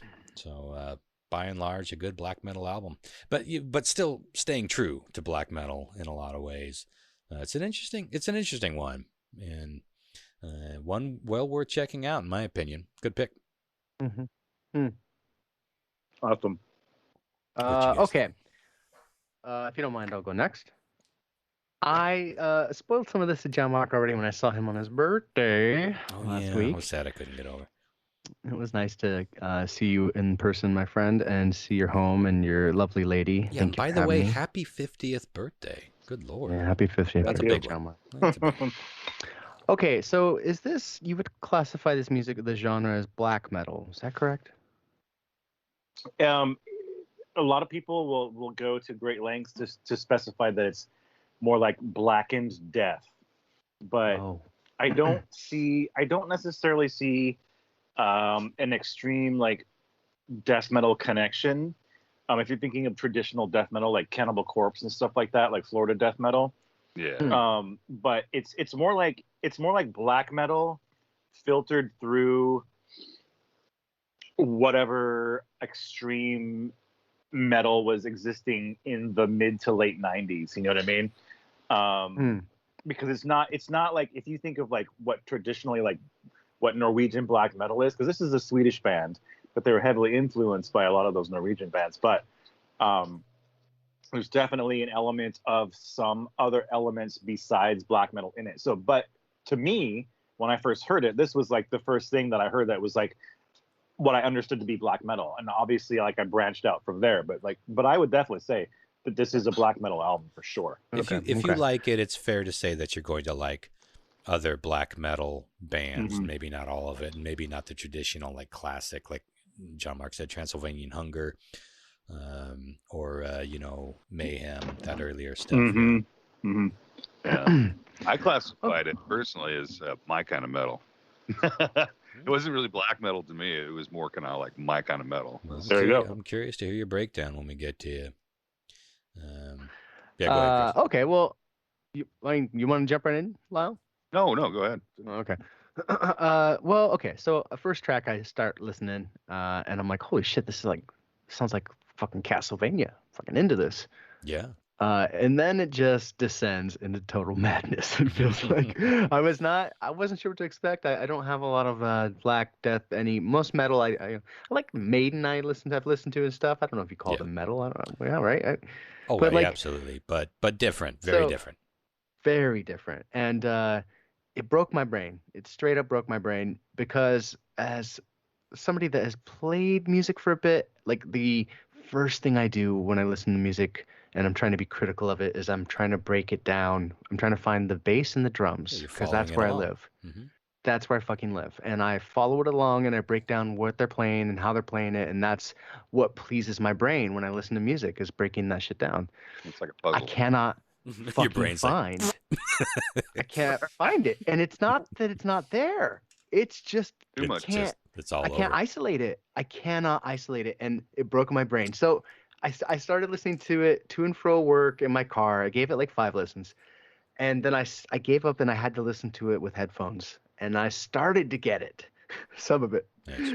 I was like, I know these guys are so beyond talented, like beyond anything I could ever even accomplish with an instrument. I can hear it. I can see the way the rhythm changes and how sharp it is. And when it goes to something else, and I'm like, holy shit, how'd they do that? Also, that was like the 20th change.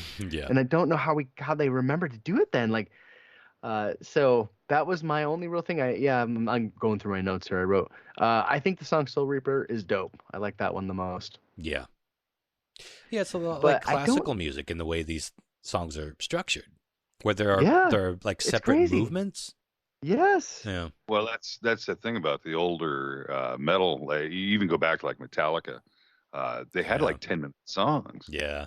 They might only have like 6. They slowed it down, did a little bass thing. Yeah, Maiden did a lot of that shit too.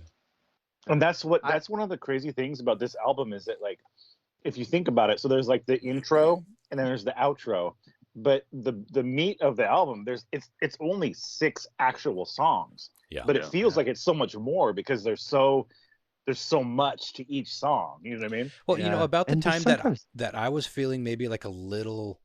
Maybe like I'm about, like, I get it. Not like I'm done with this album, but it's like I'm ready for something to shift, then it shifts into that final song, which is just a short little sort of moody, dark, somber, almost like a Beethoven-esque piano sonata.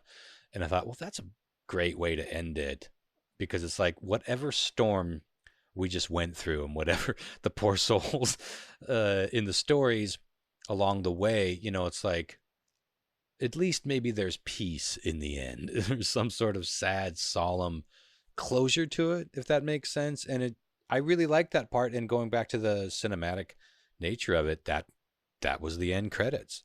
It was like you can catch your breath and you can kind of reflect on the onslaught that you just experienced. Like Christopher said, there's a lot to it. There's a lot to take in. There's a lot of shifts and changes, and yeah, it's a packed album. But I loved how it ended. I loved that it ended. Did you like the end, Chris? Did you like how it just kind of? That totally makes sense to me. I did. It was really fascinating through and through. I'm not sure that black metal's for me. I think there are. That's why I was asking, because I think there are like as a subgenre of this that really would appeal to me, or maybe a different style. Because I'd like to explore more of it for sure. So I'd like, we'll have to do some more sideline recommendations for me to give. Yeah, well, it was one of these nights when you can't sleep, I'm all Chris, about that. and you're in a weird mood, and maybe you got a little bit of the devel's tobacco up in your brain. Just put on some headphones, find Naughton's Madrigal by Uver, and understand that it's on purpose a terrible sounding album by most definition. It's super tinny.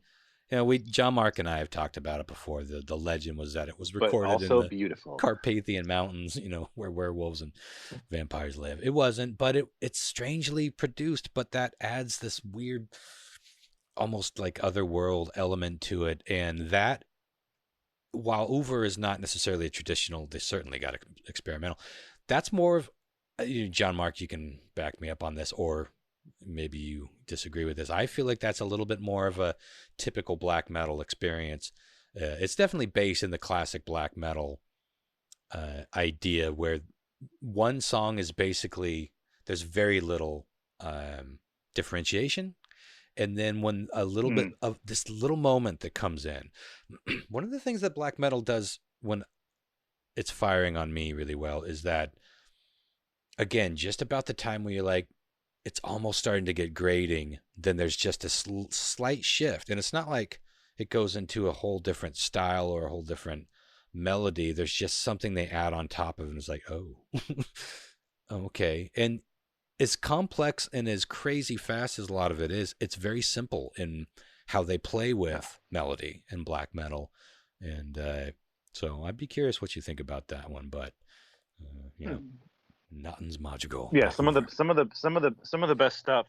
It appears on the surface as very like flat and like one dimensional, but the more you listen to it, if it draws you in, right? If you give it the time, like that particular album that you just mentioned, I've listened to countless times, and it's like one of those things where every time you listen to it, like it unfolds like an onion being peeled. It's just like there's like these layers that come out to you that you didn't hear before. And even listening to it in different environments, like headphones versus speakers versus like vinyl versus a CD, like it all like adds to like the things that you're experiencing and hearing in different ways. Yeah. So anyways. Chris, are you still there? Yeah, okay. Can you hear me? Sorry. I got a little thing that said you went away, but now you're there. I'm back.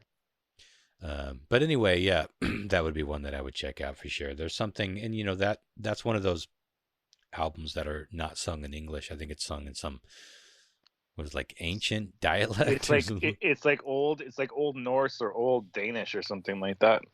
It was like a dead form of the language that he chose. Yeah, the story is about a man becoming a werewolf, and there's some screams in that album that are just like out of the depths of the most misery that you can imagine. And we've talked about that. I love that type of old lore. The one that used to get me the most was Merciful Fate, King Diamond. They do weird shit. His albums are stories, yeah. Slipknot recorded one of their albums in a haunted house and tried good shit. Why not? Ghosts Why not fucking in the background. Mm-hmm. Oh. Well, Lyle, what was Chris? Did you get all your thoughts out that you wanted to?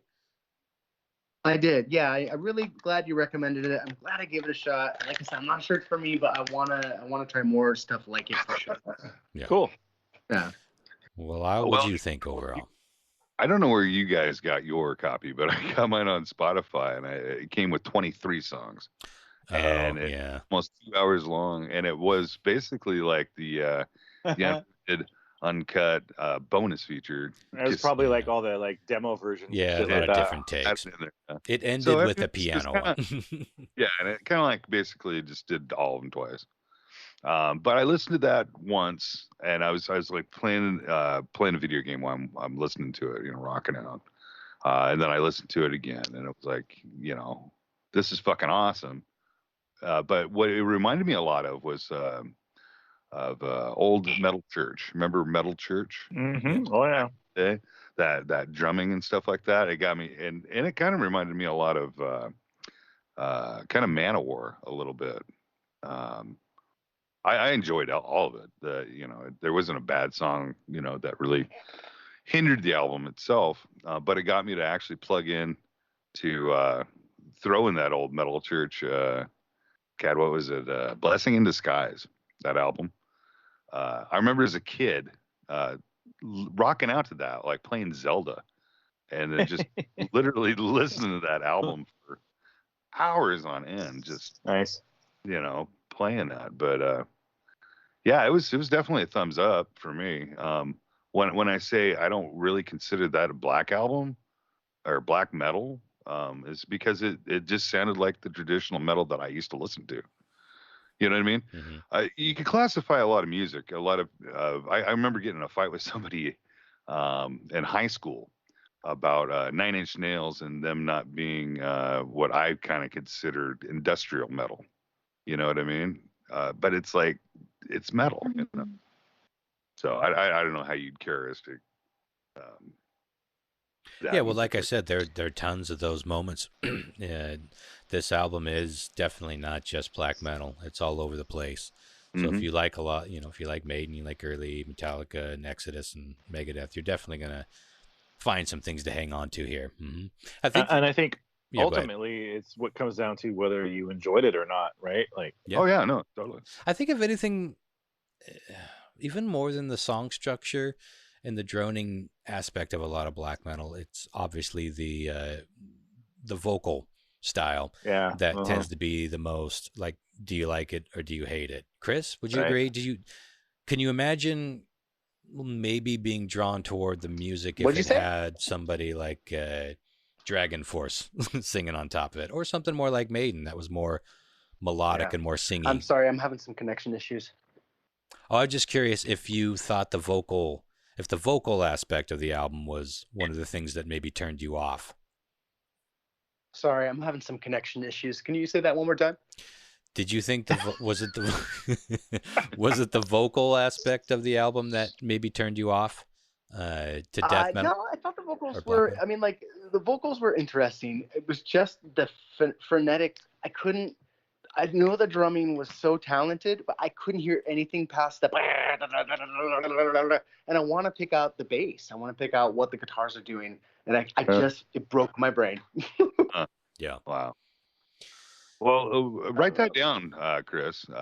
If you want something good to listen to, if you're playing like Halo or something, put down Metal Church, Blessing in Disguise. Listen to that album. I think you'd enjoy it. It's a fucking pretty dope album, dude.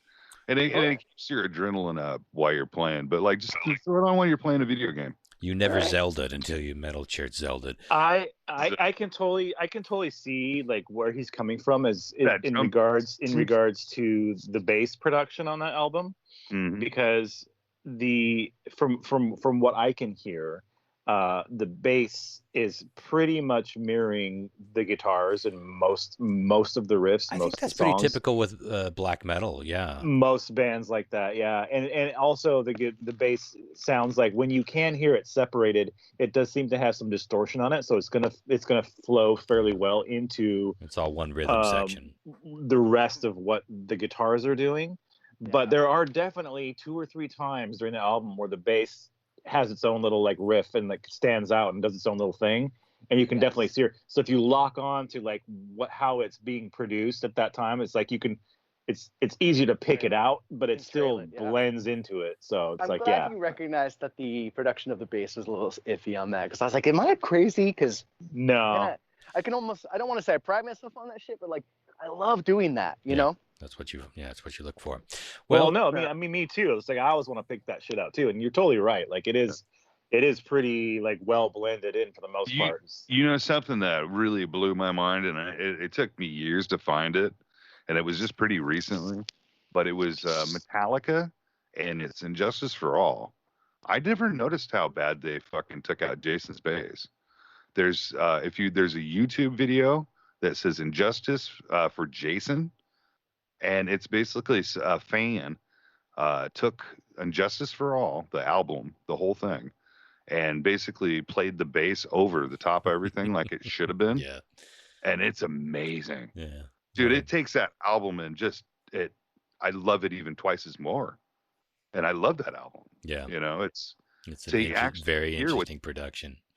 Yeah, it's something to check out. If you're a fan of Metallica and you've never heard it, check it out. It's on YouTube. It's called Injustice for Jason.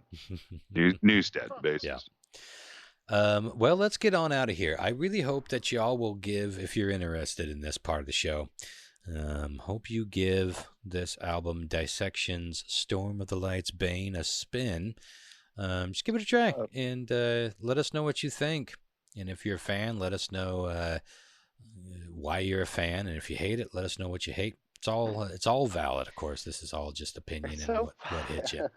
Yeah. It's so funny because Jon-Mark, what you said, I'm sorry to ramble on about this, but the album pick club thing has been really looming large for me, going between Ron's and Jon-Mark's and my own. And when Jon-Mark said the first time he heard that, something just clicked in him, like it fucking resonated with me so much. Yeah. And I will, I can't wait to share that for my journey with you guys too, and see what you think. But well, who's next? So, are you next? I'd like to go next if that's cool with everyone. I'm very well prepared. I'm bringing like audio clips and shit. So. All right, so Lyle, you have a week off, but do your research and bring your album. We're still on album that changed your life, and then we'll go from different categories from there. But yeah, Christopher will have next week. I'm excited to hear what your pick is. I got a couple of guesses, but you know, I will likely be surprised. So tune in for that. Looking forward to it. Yeah. And comment on our Facebook page to be included in Weird Trivia, and let us know what you thought about the album. Again, I really love to hear you guys following along, at least with some of these albums. Yes. And remember, if you are following along, we're going to take some missions at the end. We're going to listen to one listener-submitted album. Yeah. So, you know, think about this for yourself, what you would want us to listen to, and write it down. We're trying to pick albums that are on Spotify that are something that are free. You know. Free I think that's the way to go. Just a fairly accessible, common album. Something that's available. Most things you can find on YouTube too. So somewhere out there. I'm looking forward to hear. I'm really looking forward to. Should we have like them come on the show, like get on Skype and? If they want to, it'll be like it'll optional. We could do a written version of it. So shy. Too. Yeah, that's true. We don't want to turn people away. I kind of miss people like our fans.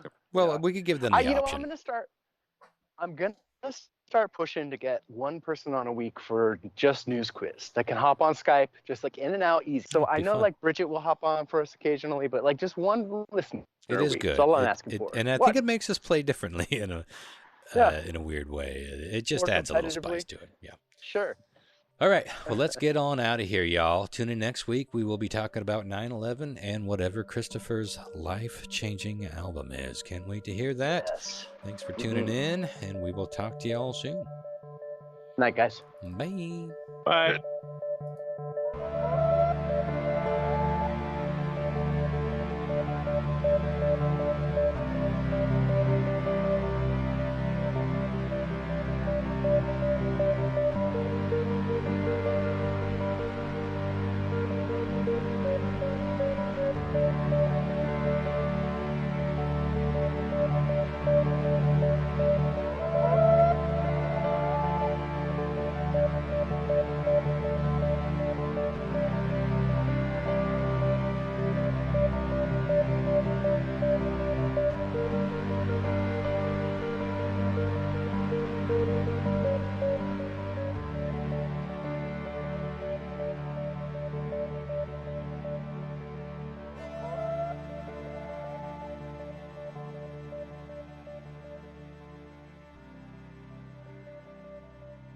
Well, no, I'm just saying yoga suits. It's just spandex. I mean, you could see everything right through it. You know, I could see Yoga suits.